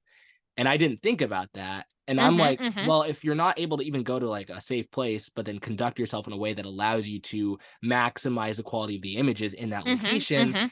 that's going to affect your portfolio over time, and that's Mhm. going to Mhm. compound. And then somebody who doesn't have to deal with that is going to have a significantly better portfolio. They're going to get picked up Mhm. by a brand ambassador situation or something like that much faster. And then that's just going to impact Mhm. your whole photography career over time, you know? Mhm. Mhm. Absolutely. Yes. Yeah, for sure. I think so. I think the safety one is probably the primary barrier, I would say, Yes, yes, if it you would was the agree. one that was the it was the definitely the most recurrent theme. So although like yeah, indeed in terms of percentage, quite a few people say that they never felt unsafe. Then when I actually asked openly, which were the challenges that they faced in wildlife photography, safety was definitely the number one theme recurring. Yeah. One thing I thought was interesting too is the gear, the weight of gear, right? Mm-hmm. Mm-hmm. Wildlife photography where it's not like portraits where we have like the little 50 millimeters and stuff. Like we're running 400, 500, 600, 800 millimeter lenses.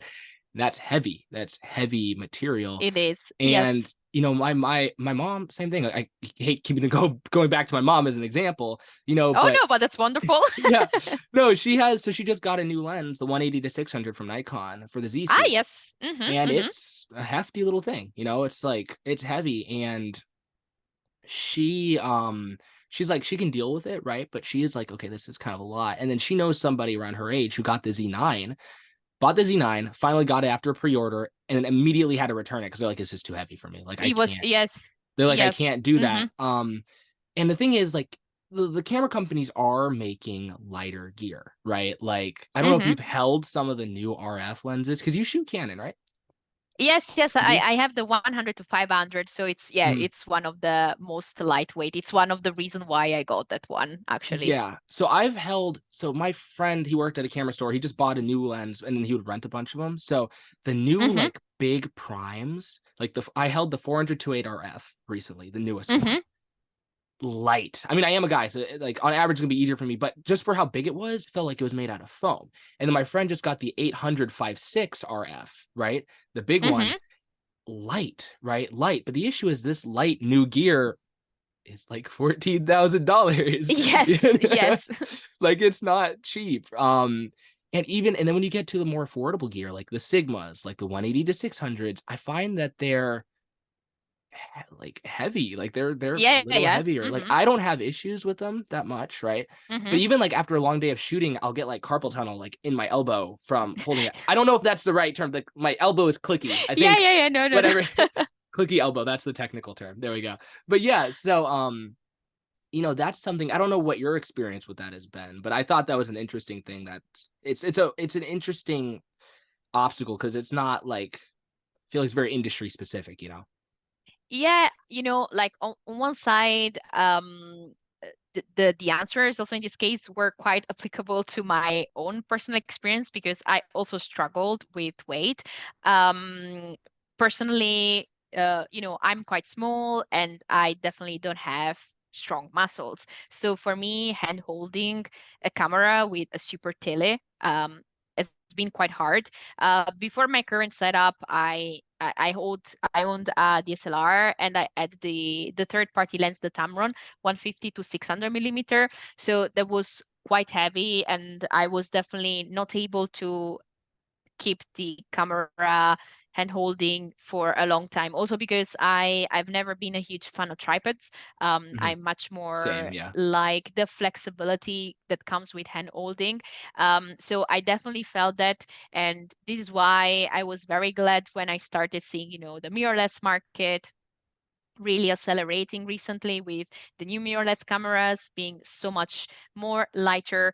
And then when it comes to lenses, I think that the progress has been slower, but we're kind of getting there. Mhm. As I mentioned, now I have the RF 100 to 500 millimeter, which is very compact, and I would say that for the in terms of the quality and the flexibility that you get out of that lens, I think it's a good compromise. I know that now Nikon is putting out an amazing lineup of lenses, and Mhm. they're not super heavy.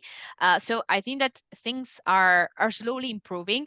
So that's good on one side. On the other hand, I also think that yeah, this is definitely related to the industry, but I'm also thinking on one side, I'm also thinking that for a long time the weight wasn't the top priority for camera manufacturers. Hmm. When it comes to thinking about the lineup of lenses and cameras, I don't think that they ever really prioritize the weight very Hmm. much. And I think that this also just relates to the usual demographics of people who uses this type of equipment and lenses. So traditionally, this is something that men have been doing. So the weight is not been a major concern.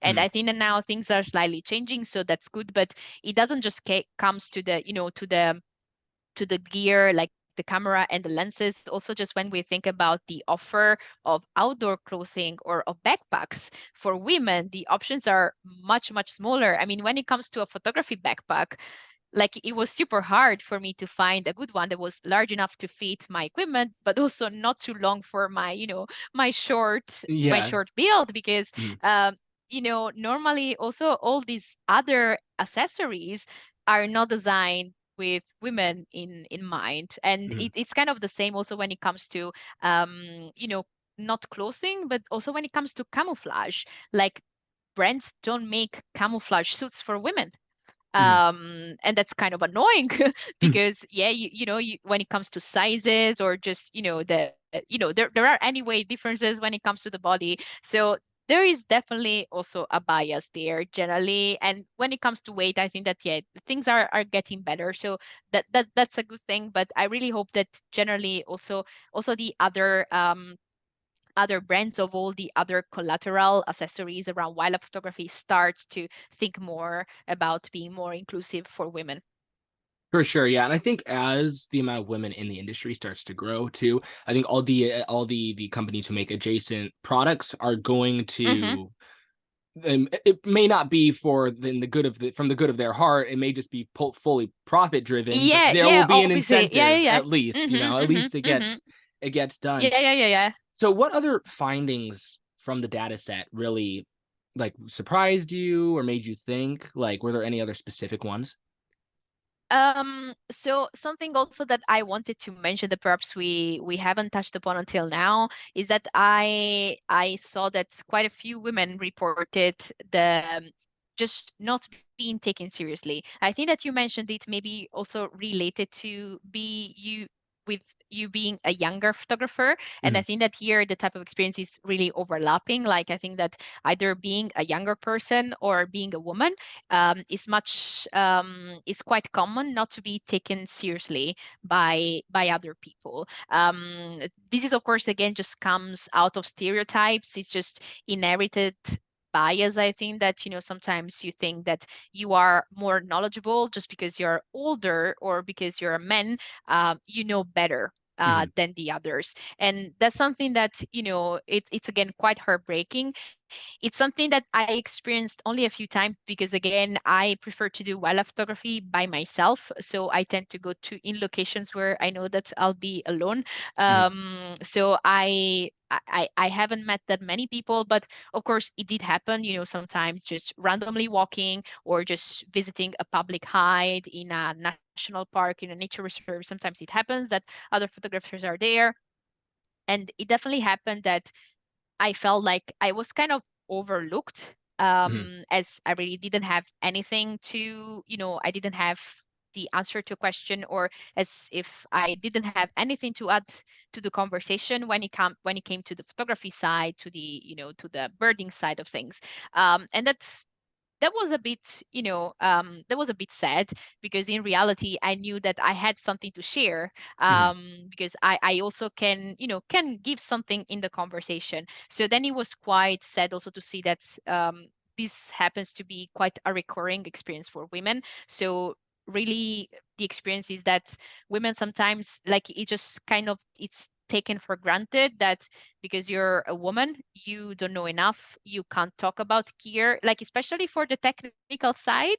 That's Mhm. really something that it looks still a lot biased. So it really looks like just because it's kind of tech related, as it is a lot, when we talk about gear, that's not something like women are good at. So um that was, yeah, that was pretty sad to read that women don't feel like they're taken seriously, which I think that it's not that something that is justified, because as also many other people say, photography doesn't have anything to do with gender, right? Like Mhm. at the end, it's an artistical way of expressing ourselves. It's not related in any way to gender. So just because you're a woman, I don't think that it's right that you're not taken seriously by others. Yeah, for sure. I mean, it's definitely like I did mention earlier too, it happens as a younger individual. I'm sure as a young Mm-hmm. woman, it's probably gonna be the worst off, you know? Mm-hmm. Mm-hmm. Yes, the Yeah, worst for sure. combo. Just the worst of everything overlapping, all the badness. Yes, yes. But yeah, I think the only way to really combat it is like just building yourself up in that community. Because now my local community, I've been doing it for such a long time. People take me seriously, right? Mm-hmm. Mm-hmm. I know enough about gear. I have the podcast. Like I found so many animals. I know I've clearly shown my knowledge about animals. But in the Mm-hmm. beginning, when I was a kid, I am an animal nerd, I should say. But I was just like so knowledgeable about animals when I was like 13, 14, and they didn't take me seriously at first. They were talking to me like I'm a kid, whatever. And then Mm-hmm. I was Mm-hmm. like, then I would just like start saying all these things and finding animals and stuff. But also there's kind of like almost jealousy around like gear too as a younger person too. And I'm not sure if this happens with women, but I had one friend. This didn't happen to me, but he had made some money and was able to buy himself a good setup at a younger age. And then older people were like, "Oh, aren't you lucky? Didn't your parents get you a nice setup?" Almost like kind of backhanded a little bit, Mm-hmm. And Mm-hmm. it's like, no, I actually like earned this. Mm-hmm. Mm-hmm. So yeah, I think there is definitely some overlapping experience in there for sure. Mm-hmm. Mm-hmm. Um, yeah, it could just be tough. I don't experience it that much anymore because I am getting to an age where it's not as much of a factor. But when I was like 15, 16, stuff like that, it definitely was a thing. And I know a lot of people in that age group can definitely experience that sometimes. Mm-hmm. Mm-hmm. Mm-hmm. Yeah, that's a important factor, but definitely it's going to be worse for women. I think the age aspect of this is going to be really important too for the next Mm-hmm. one that you Mm-hmm. do. Just seeing like what age are different women saying different things, right? Mm-hmm. Mm-hmm. Because that's going to impact a lot of different aspects of this. And you might find a lot of these responses might be a lot of the women that are saying they experience these difficulties, it may be super skewed towards younger women or maybe older women. You know what I'm saying?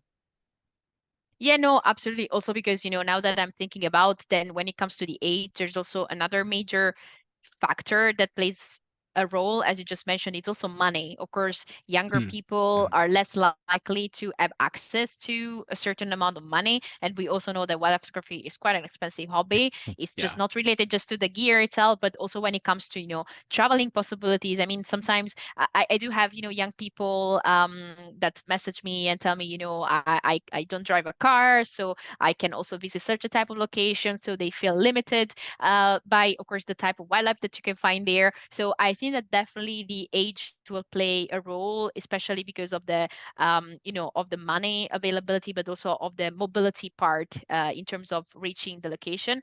But again, on the other side, looking at the bright side for the younger generation, what I see is again the value of social media. I think that Mhm. there it's where younger people can really just more easily access the information, can more easily access, the inspiration they need, which is something that, of course, older generation just didn't have. Like, just think about when it comes to even my own journey. I think that maybe it would have taken me maybe double the time to develop as I did as a photographer if I didn't have that amazing thing, which is the internet. Yeah. So I think that, it's also important just to highlight, I think, the positive aspects of the age where we're living it. And again, I think that in this case, social media can definitely play a big role to inspire the younger generation, also because the change has to happen there. I think that, Mhm. of course, yeah, for the older generation, of course, change is possible also there. I mean, I know that many of the also of the people who follow me are women of a very wide variety of age. But when I think about the future, of course, my I think that the best is if we drive change in the younger generation when it comes to inspiring them to approach wildlife photography, but also just having this conversation about gender to ensure that younger people have already this perspective. Because if I have to say maybe what's out of the comments that I received under the post that I made on Instagram, I think that what really made me more sad in some circumstances is that some of those comments actually came from young men, Mhm. and that's a bit more disheartening because Yeah. those are the men of the future. So I think it's also harder to change the opinion if we go ahead with the age. So I really hope that I was still on time to just plant a small seed of change in younger men, let's say. Yeah, for sure. I mean, I think social media is a huge aspect of that. I do think there could be a thing where a lot of young men may think there's more young women photographers than there are, just how social media is. Like there may be maybe more popping up in front of them on Oh, social yeah, media. yeah, So yeah, they may have yeah, kind of a opposite not valid perspective on how what the ratio actually is. yeah. But definitely I do think that the social media is a really good thing in general. Just like especially for there's just a few prominent young women on Instagram who are doing this who are like have building huge platforms, right? And that's going to be getting picked up by younger people because there's a lot of young people on short form content, right? Whether it be Mhm, TikTok or mhm, Instagram, and they're going to be noticing that and picking up on that a lot. Like some of these people, they might get 30 million views on a video. That's like mhm, mhm, millions and millions and millions and millions of people. And some of the, mhm, and mhm, especially on TikTok, for example, 80% of those are going to be like 13-year-olds, right? So there's going to be a lot mhm, of young mhm, women seeing this kind of thing and they're like, "Oh, hey, maybe that's something I can do." And what I think it's nice mhm, about wildlife photography from a career perspective, unless you're tackling it from like actually trying to go work for an organization like National Geographic or something like that, mhm, it's kind of like freelancing. Like you're kind of going out and doing your own thing. So I think the mhm, you may not like women may not have to actually deal with prejudice like if you're trying to be like a doctor, right? You actually there's like trying to step up into the hierarchy there and you experience actual like bias from men keeping you down and keeping you from getting a promotion, you know what I'm saying? As a mhm, professional mhm, wildlife photographer, if you want to unless you really want to work for National Geographic, and I don't know how the situation is there with that and the bias and whatnot, but it's kind of like you're doing your own thing, right? And you're building your own business the way you want to. And when more women photographers are getting into this, we won't have a shortage of clients, right? And male mhm. photographers will hire you as well. So I do think that's one silver lining to this whole situation. Yeah, like on the professional side, I think that what you're saying is right. Of course, when it comes to wildlife photography, we don't have that very established way of career progression. So it's definitely more up to the person herself, himself to build it. But also when it comes to profession, I think that there are definitely challenges. Oh, for sure, yeah. I would say that actually maybe the things are more rapidly changing when it comes to the amateur side of wildlife photography. So there, it's where I'm seeing like in practice changes when it comes to to achieve a better equality in terms of gender. When it comes to the professional side, I think that we're still far away from it. On one side, it's just because the profession is so competitive, just because there's so many wildlife photographers, and on the other hand, there's just that limited number of magazines, that limited number of people who actually purchase prints or whatever. But I think that's also what's very, very interesting is to have a look at the names at the wildlife photography competitions. Mhm. So when it comes to the winners, there's a disheartening amount of women winning the competitions. This is just, I think it's just the very, very end reflection of what we're talked about during this episode, just with less women starting doing this, less possibilities because and safety concerns, less travel, more duties at home, which ends up in very, less amazing portfolios if we want. So Yeah. overall, if you look at the entries when it comes to the competitions, the number is very low. On this side, I would recommend an article written, I think it's already a couple of years ago, by the wildlife photographer Melissa Grew. Mhm. I think it's on BBC Wildlife Magazine. So she actually analyzed the wildlife photography competition world for the gender bias. So specifically there, and the numbers are just very, very disheartening. I think that a few things changed because in the last couple of years there have been a few women winning. So things are still changing, but I think that that's also like a very good way to look generally also at the professional side of things. So I think that we still have quite a long way to go. For sure. Yeah, definitely. I do think, as you were saying, it's kind of just the end impact of the compounding factors that we've Mhm, talked mhm, about. mhm. Like, you got to be good to win Wildlife Photographer of the Year. You have to be good to win Nature's Best, something like that. Most of the time. Sometimes an image wins, and I'm like, I don't know about Yeah, that one, man. yeah, Like, no, that's normal. Yeah, it's also the reality of competitions, of course. Yes, exactly. yes, Yeah, yes. but for the most part, for the most part, the images that are being posted, no shade to any specific post, but Yeah, yeah, no, or no, any no. specific winners, but usually the images that are being posted are really good. And there's the financial element, there's the gear weight element, there's the getting the initial inspiration to do this as a kid element, then there's the safety element affecting the amount of images. That's going to compound very Mhm, significantly. But I do think that's going to change with social media pretty substantially. Like mhm, I mhm, think as more young women are seeing, hey, this person's killing it, like they're doing great. I know mhm, there's mhm. I don't know how to pronounce her name. It's like Malene Wegner, I think, something like that. Do you know who I'm talking about? She has like she's No. polar bears and wolves and things like that. She's like 19 or 20, and her Okay, no, account is maybe not. massive. Okay, He's like okay. hundreds of thousands of followers. Mhm, And she, is able to travel a lot of mhm, different places and get a lot of different wildlife. And I think she's probably definitely inspiring a lot of people. And there's mhm, more people like her, like Ashley Scully, other ones that are helping to inspire other young women. mhm, So mhm. I think for sure, like that's definitely I think it will change, right? And then when more young Yes, women are yes. getting into it, some of the more entrepreneurial ones will say, "Hey, I can run workshops," Yeah, right? yeah, And yeah, when yeah. they start doing it, more the women that are getting into this and be like, "Hey, this woman's running a workshop. I can go on that." And I think Yes, they're going to yes. be able to carve their way into the industry eventually. It's Yeah, yeah, just yeah, yeah, it'll yeah. take time, right? But I think it'll Mhm, be a trickle down effect of what we're seeing right now. One other thing mhm, too that I thought was cool, like in your post, you did mention the difficulties that male photographers face. Like you talked about mhm, that a little bit earlier too.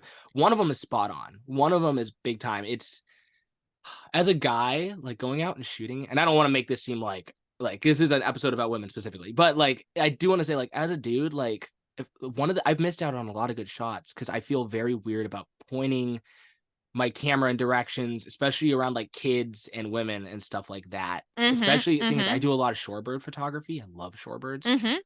And the issue is like there'll be a great shot lined up, like a least turn with this incredible bokeh, and I'm like, I want to shoot that, but there is like a pair of kids right behind them, and I don't want to look creepy pointing my camera at these Yes. people, so I end up missing great shots.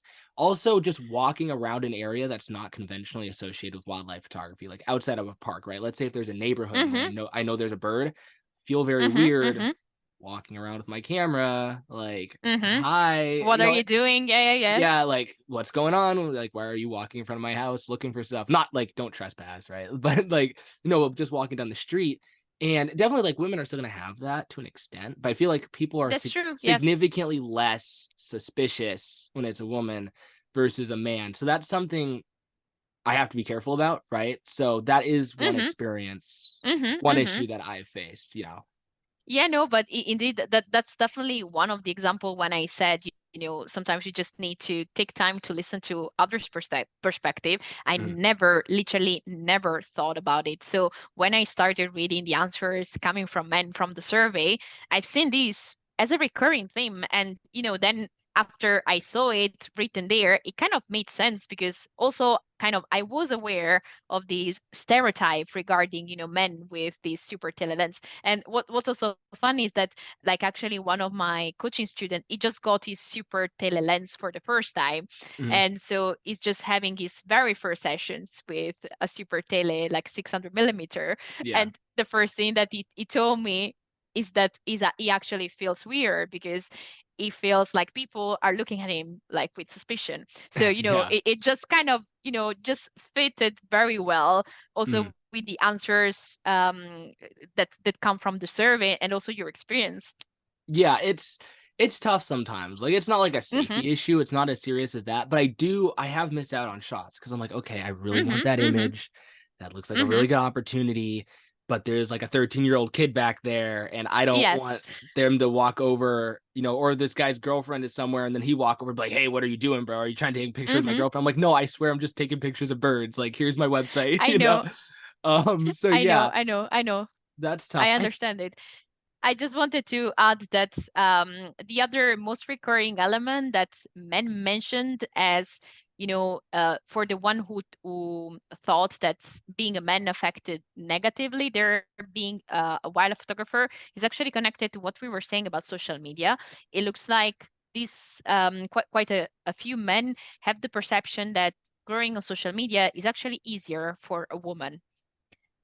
So that was also something that I found personally surprising, because I didn't have that impression. But again, it was something that was mentioned by more than one person. So again, the perception of these people is valid. Again, mm, I can't really say if this is correct or not, because I would need another much larger survey to understand, because yeah. again, social media is biased, and I would need to to run a full scale investigations of all the social media wildlife photographers account Yeah. to understand it. But Yeah. it was also an interesting perspective to get, because also I didn't realize that um, some men feel like that. Yeah, for sure. I saw that and I disagreed with that personally. I saw that, I had a kind Mm-hmm. of similar reaction to you.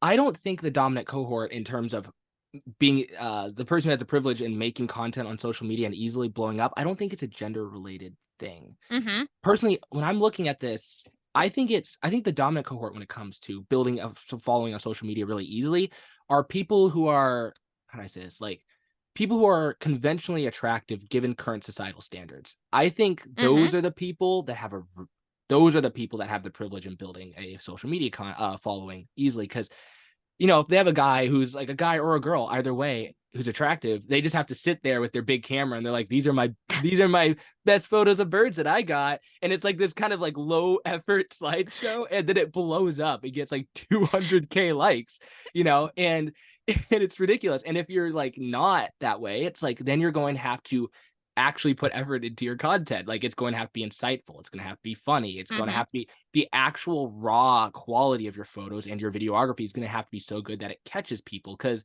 Mm-hmm. social media, it's hard to catch people's attention, and when you have someone Mm-hmm. who's Mm-hmm. attractive, you're scrolling through social media, and attractiveness is a subjective topic, right? But generally Mm-hmm. someone who is like most of the population would say it's attractive. Someone's scrolling through social media and they see a guy and they're like, oh, this guy's hot or this girl's cute or whatever, and then they're like, oh, they have this Mm-hmm. big camera and they're like, oh, look at these images, and then their account just goes balloons, right? And I think that's, I don't think it's a male specific or female specific issue Mm-hmm. because I Mm-hmm. see there's a lot of dudes who just blow up holding their camera, and there's a lot of women just blow up holding their camera, and they really blow up. But it's because you look at them and they're like, like the guys are like big lumberjack looking dudes with like a flannel or something, right? And but the thing is also a lot of people, and this is like both in terms of looks and also financial positions. Like some younger photographers are obviously born into pretty wealthy families, right? Mm-hmm. And Mm-hmm.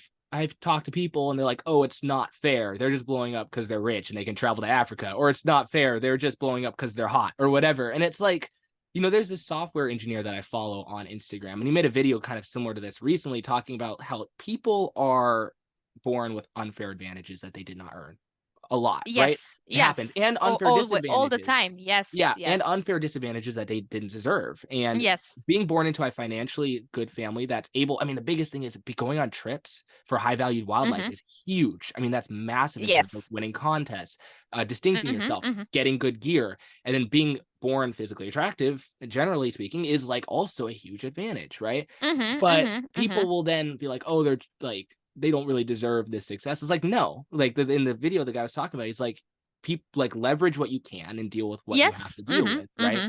And I don't think it's necessarily fair to say someone's like, oh, they're just blowing up because they're rich or whatever. And it's like, yeah, you're just gonna have to work harder, to do that. But Yes, at the yes. end of the day, Hmm. that's just how it is. But I did see that, and I didn't agree with that because I've seen tons of men blow up.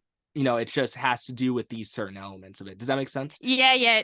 Yeah, no, totally. Also because also there, I think it's so also what you see on social media is really depending on the algorithm. So Mhm. whatever you see, you basically feed the algorithm. So to really answer the question, you really need a very thorough investigation. So like again, I don't have that perception personally. Yeah, no, you're I good. know plenty of very successful content creators, wildlife photographers on social media of that are both men and women.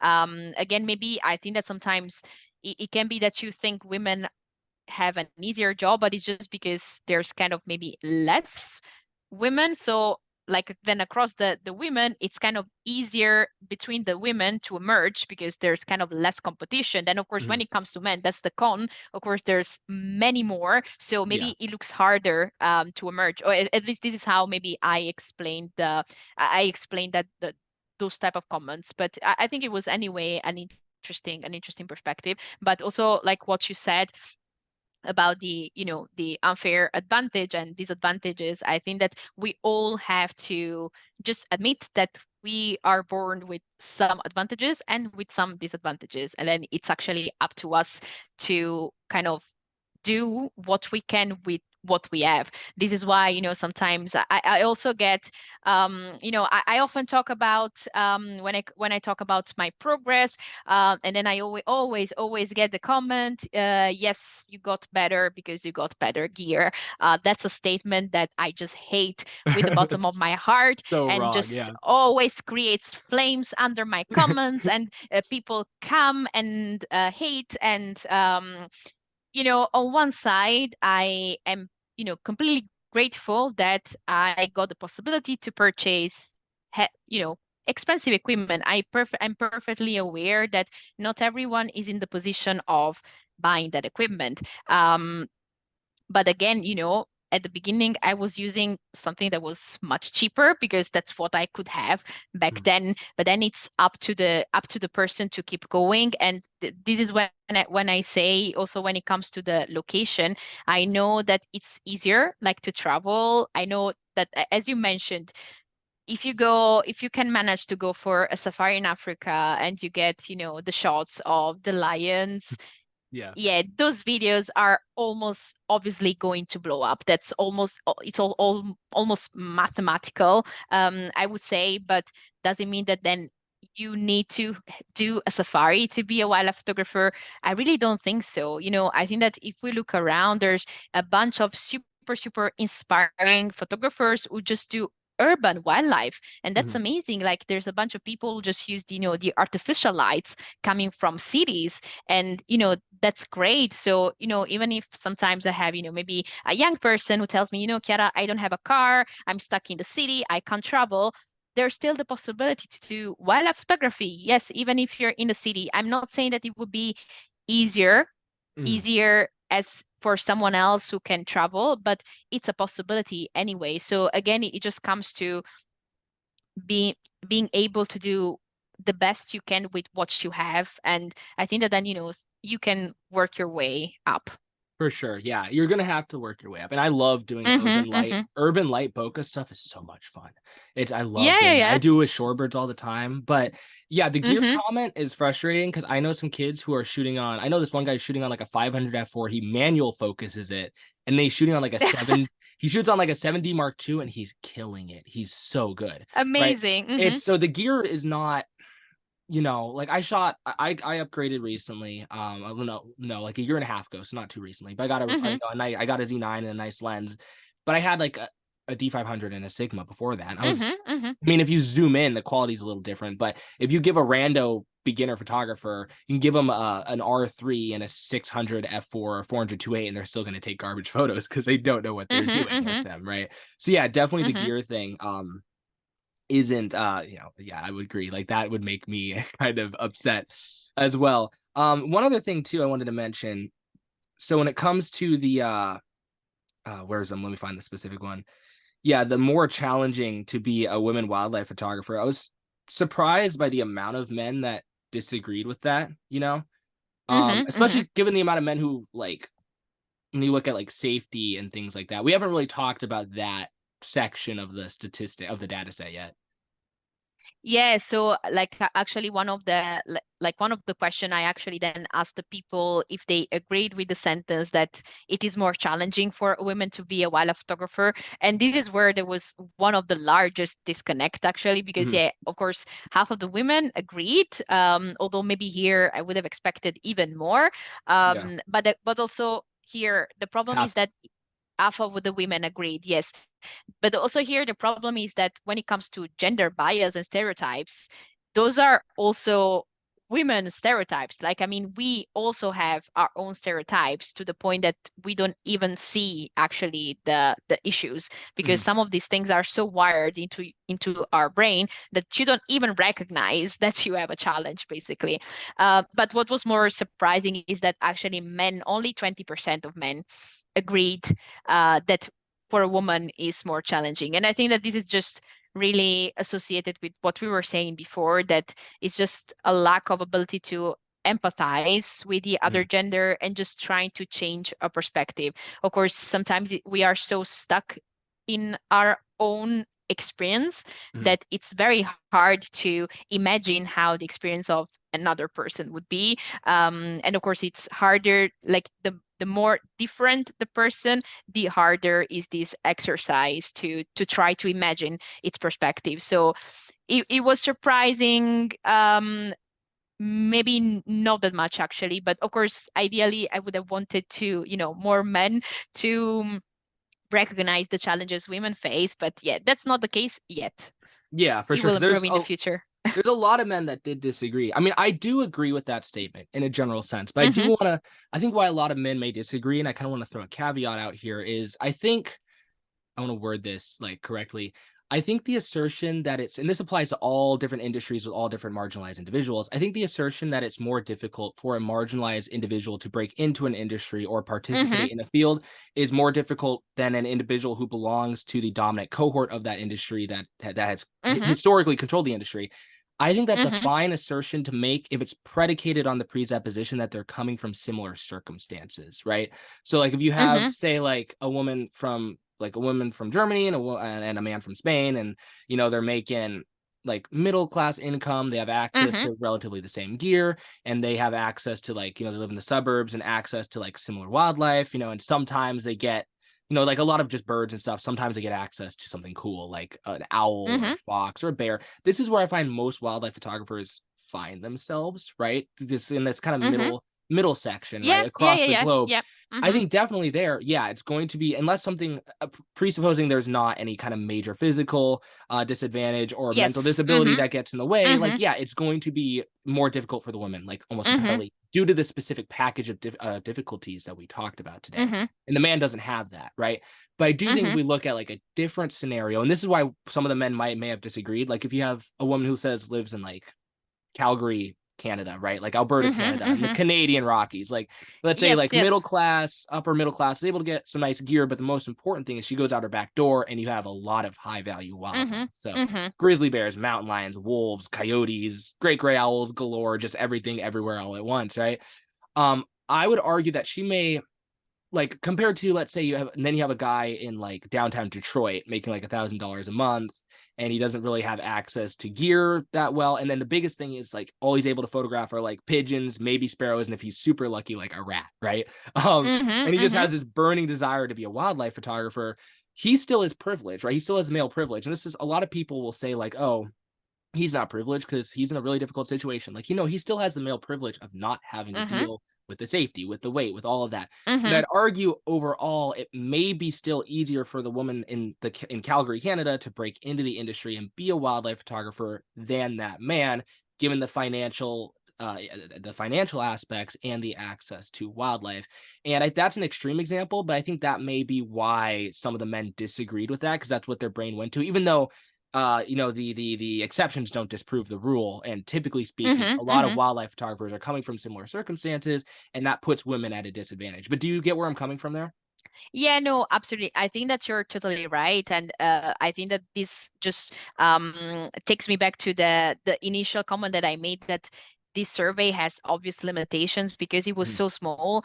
I couldn't just stratify for all the possible variables, Yeah. but definitely if the sample size can be extended, I would definitely include the part about the geography, because that definitely has some, big effects, because Mhm. the type of wildlife photography that we do is very different across the world. So I would definitely want to collect data, and just verify whether there are differences based on the geography, on the location, definitely the age that we discussed before, and also the money. As you said, of course, when it comes to money, there would be a difference. And the fourth thing, the fourth thing that I also wanted to stratify, that unfortunately I couldn't, is also for the level of people, because then I also think that the perception can be different for someone who maybe just started out.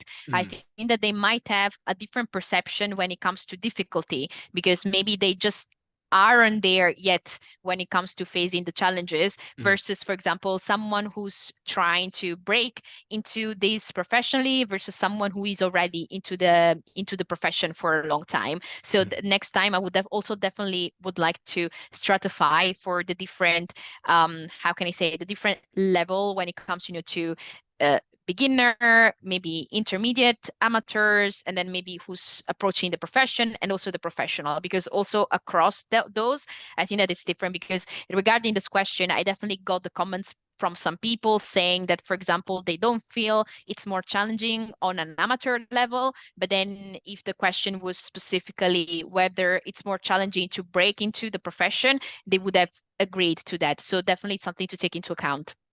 Yeah, for sure. It's I think, like, generally speaking, once again, I would agree. I kind of view it like Mm-hmm. almost like a race up a mountain, like a small mountain, not like Mount Everest, right? Mm-hmm. But like there's like a cohort of people that just get to run up in running clothes and running shoes, but then certain cohorts of people, like, they're like, oh, you have to put a 20-pound vest on when you run up this thing, right? Mm-hmm. And Mm-hmm. if you got two, and there's multiple different paths up the mountain, some of them are nice and paved, some of them are like normal, some Mm-hmm. of them are Mm-hmm. rocky and steep, right?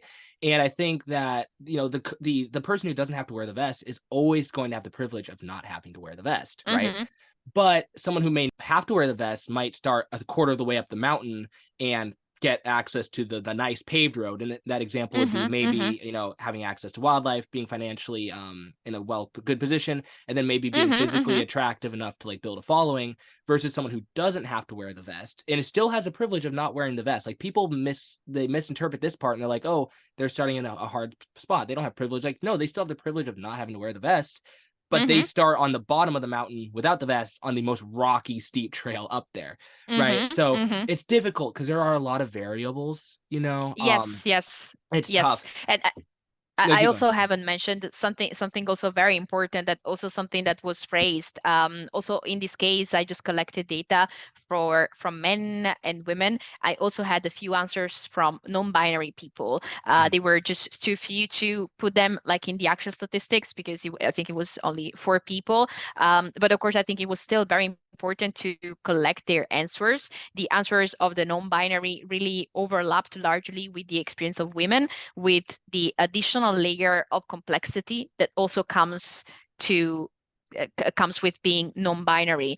And then something else that I also got from other people is also people who belong to other minorities, and that also as well adds another layer of complexity. Of course, some of these variables then are all connected. For example, if I think about wealth distribution, some of that will be definitely connected, but um, we also definitely need to take into account also those. Again, mine was just a first trial, Yeah, for sure. No, to it definitely, and it was try to good get too. Yeah. to get some more kind of scientific approach to the issue. And I think that anyway, despite the obvious limitations, I'm still pretty satisfied about the Mhm. results.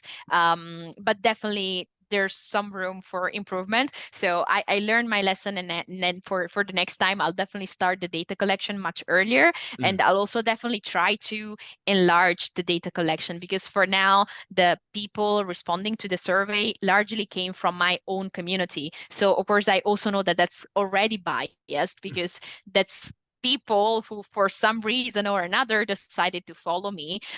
So that's already biased. I mean, my following is still pretty varied when it comes to representation in terms of geography, because I have a very good word distribution across the world, which is very cool in my opinion. Is again the power of social media when Yeah. you're able to reach people over the world. But again, it's not it's perhaps not the ideal representative sample. So for next time, I would definitely look into enlarging it, not only in terms of numbers, but also just in terms of source of survey respondents. Because, for example, again, if the people just come from social media, from Instagram, I'm already excluding maybe a bunch of people who don't use Instagram at all. So I just need to find a better way also to reach these other people. But Yeah. I'll find a way. I'll find a way. Well, I think I wasn't like hating on your data set. Like it was good. Like it was really Yeah, good. no, no, no. I I know just that you were not hating. It's just, it's just part of science. You still, for you have as to much as you're expand. proud of your Exactly. data, you Mhm. have to, be clear on the limitations and meet on those limitations. So that's just part of it. Yeah, for sure. And that's something also that you mentioned about like different minority groups. And this is going to have to be like to go in depth on this, it's going to have to be a different podcast episode for a different day. Absolutely. Yes, But yes. like I remember I was in a group chat one time and this was more of an ethics discussion and this ethics discussion, you know how ethics is. I really love ethics. I like discussing it from a philosophical perspective. I'm very interested in it. Mm-hmm. But there was kind of a headbutt in between the like social elements and then the ethics perspective. Someone asked like, "Hey," and this was more people of color related, but the same thing could Mm-hmm. apply to women as well. Someone asked like, "Hey, do you guys think that keeping the secrecy of locations kind of assists in not Mm-hmm. discrimination?" I struggle to find the correct word for this, but basically propagating like the unfairness between different groups, right? And a lot of Mm-hmm. people, they're Mm-hmm. like, oh no, definitely not. And I had the instinct to say no, because I usually come from the ethical perspective and I see what happens when a place gets out with a sensitive subject. Like I've seen Mm-hmm. great Mm-hmm. horned owls eat their own babies because they're stressed because of photographers. I've seen Mm-hmm. Mm-hmm. birds get flushed by photographers. So I'm very hesitant and I'm very Mm-hmm. conservative when it comes to like keeping quiet locations quiet of rare animals. But then the Mm-hmm. person of color in that group chat was like, well, yo, like the issue is people share with who they are friends with, right? There's this thing Mm-hmm. called the power of weak ties or something like that out of Stanford. It has to do with the labor market, but basically says like you get your job from people you know, but people like you kind of know because they're outside of your circle. Yes, And yes. The yeah, yeah, immediate yeah. connection. Yes. Mm-hmm. Yeah, Mm-hmm. exactly. And that was more referring to acquaintances and wildlife photography. I feel it's more Mm-hmm. specific to like close acquaintances. But the thing is, you get opportunities from people that you know, and people Mm-hmm. tend to be friends with people they are similar with, right? And Yes. without intentional effort being put in place, right? So, like, Mm-hmm. if it's Mm-hmm. like the dominant cohort is like white men, they're gonna be friends with Yes. other white dudes, and it's not like intentional. It's just Yes. without intentional effort to reverse that, Mm-hmm. they're Mm-hmm. going to, that's who they're going to be friends with, that's who they're going to share with. And then the locations, the high value locations of owls or foxes or things are kind of locked up in those communities. And that was something Mm-hmm. that person was talking about. They're like, Mm-hmm. hey, Mm-hmm. no, for minorities more, this was from a race perspective, but like for Mm-hmm. minorities Mm-hmm. trying to break into this field, it's tough to get locations because everybody's Yes. friends with each other, all the experienced people, and they're all like white guys, right? And I Mm-hmm. think Mm-hmm. this, I don't know for sure, this is just kind of conjecture, but I think it may impact women as well in a similar way, because unless a guy is intentionally trying to go out and make friends with women, he's going to primarily be friends with other guys. Does that make sense? Mm-hmm, mm-hmm. No, I think that that's definitely something that would apply also to women. And this, I think that's also because as a way to change that, what I see as happening is basically formation of specific group of people. Like there are some women in wildlife photography specific groups that just kind of trying to connect women within each other to kind of overcome some of these challenges. So I Mhm. think this is one of the way that people are evaluating as a way to change things. I'm not necessarily a supporter of kind of creating these women specific group. It's not because I'm against women, but on one side, Yeah. I feel like they are creating, they are reinforcing also this idea of disconnect with men. Whereas I think that like ideally what we should strive for is just a community that could embrace everyone, without really barriers. Now, I totally understand, for some people, that's just the easier way. I know that there are some, for example, women who mention that they just don't feel like, I don't know, going to workshops or to tours with other men just because of all the barriers that they encounter because of the mansplaining. So in that case, having a women only group can really enable those women to have the experiences that they want. So I think that that's a valid option for some women. On my side, personally, I would definitely try, at least in my small online community, to keep it as wide, as embracing as possible for all. Oh yeah. I definitely think for sure. Like I'm in a bunch of group chats with young photographers, and it's like it's a really healthy mix of men and women. And there's a lot of women in those. I'd say Mm-hmm. it's weird because I was saying, in terms of who I meet, it's mostly young men in that cohort. Like I don't meet a lot of young women, but on Instagram, it seems to be a little more representative of what we see in Mm-hmm. like the older cohorts. What I was talking about, like a 3 out of 10, 4 out of 10, maybe people Mm-hmm. are women, right? So I do definitely think. I mean, obviously, if you feel like you have to be in a group with a specific, whether it's like in a group specifically for like black people or a group specifically for women, whatever kind of marginalized group, like yeah, for sure. But I do think having like healthy mixes, it helps to like make friendships and then get that Mm-hmm. information out there, and Flowing, yes, yes, from one group exactly, to another. Yeah, so yeah. it's Mm-hmm. not still locked up. Yes, yes. Mm-hmm. Yeah, I definitely do think it's difficult to balance and juggle between the social aspect of this and then the ethical aspect of that too, because when it comes to the locations of birds and animals and things like that that are sensitive, because like they need to get access to these locations, like these people that are trying to get into it, but at the same Mm-hmm. time Mm-hmm. these locations also do need to be kept somewhat secretive Mm-hmm. for the well-being Mm-hmm. of the animals, and it's gonna be tough, but I think we can figure it out. Like we got this, Yeah, yeah. I definitely think it's a definitely, like, when it comes to ethic, it's definitely tricky. Also, it's hard to establish a specific limit because a lot is just based on your personal ethical values, and the values of someone are different from another. Mhm. But yeah, it's definitely a tough call, a tough call. For sure, yeah. So those are all the main things that I wanted to hit. One last thing I wanted to mention, because it has been a long podcast. I'm just Oh, realizing sorry, right you now. guys. Sorry. Yeah, oh boy, I think we're on an hour and 54 minutes for the stopwatch since we started. So that's quite a long time. So I'm gonna try and wrap it up. It was a lot of Yes, fun though. How let's can go. like male photographers help support women photographers, right? Because there's all these issues that they face, like how can all these men kind of help support their women peers in this field? Yeah, that's a very interesting question, and I'm afraid that I don't have a very formed and strong answer about it because I think I'll need another piece of research and investigation on it. Yeah. Out of the survey, I got quite a few interesting ideas. I got actually quite a few men messaging me, wanting to know, wanting to me telling them what to do and how to behave to support women. But that's a very hard call because I think that it's very, very personal.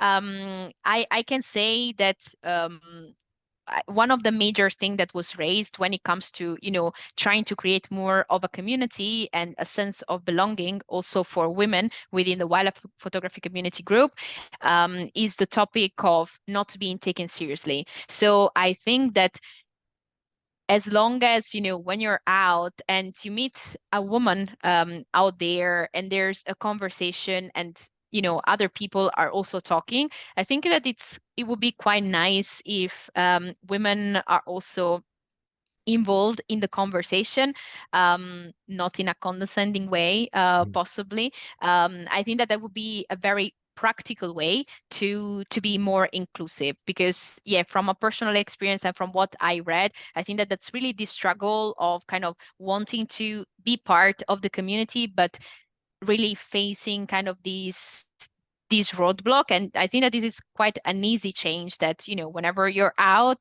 you're in a park or in a nature reserve, if there's a conversation going on, why not just, trying to bring in the conversation also the women who are in there, knowing that maybe they might be hesitant in talking because of the barriers that we mentioned before. So I think Mhm. that would already be, a very practical and maybe easy exercise to do well in the field for a more formed and convincing kind of behavior list. I think that we will need to do another podcast For episode next sure. time after I do another investigation. Maybe I have to build like kind of a focus group Mhm. and Yeah. try to get to the bottom of this. Awesome. Well, yeah, so that's all I had. Before we wrap it up, where can people find you online? Like your Instagram, your YouTube, you mentioned that you had all of that stuff. Yes, so the best place to find me is still Instagram, which despite everything I still love. So I'm on there as Chiara Talia _birds. And also I kind of recently, yeah, it's not that recently anymore, but I also have a YouTube channel which I'm really struggling to keep updated because YouTube Yeah. is a lot of work. But I'm on there as Chiara Talia Wildlife Photography. So those are the two best places to find me. Thank you. Sweet. Awesome. Well, I definitely will take you up on that offer for when you drop your next data set to have another discussion. But yeah, thank you for coming on. This was a great episode. I'm sure the people listening are going to get a lot of value out of this. But yeah, thank you. No, but thank you so much for having me, and also thank you for listening to me. It's been great. Thank you for the opportunity to, bring this topic again to a wider community because, yeah, as I was mentioning, it's really nice, the possibility to bring the topic into the wider world so we get more perspective. So also for all the listeners, if you want to, say if you agree or if you disagree, I'm always open and welcome any comments, because I think that we need more information, we need more experiences to voice and then also to drive change. Awesome. For sure. Yeah. Well, that was great. I also want to thank the listeners for getting through this whole episode, and I will see you guys on the next one. Bye. Thank you. Bye.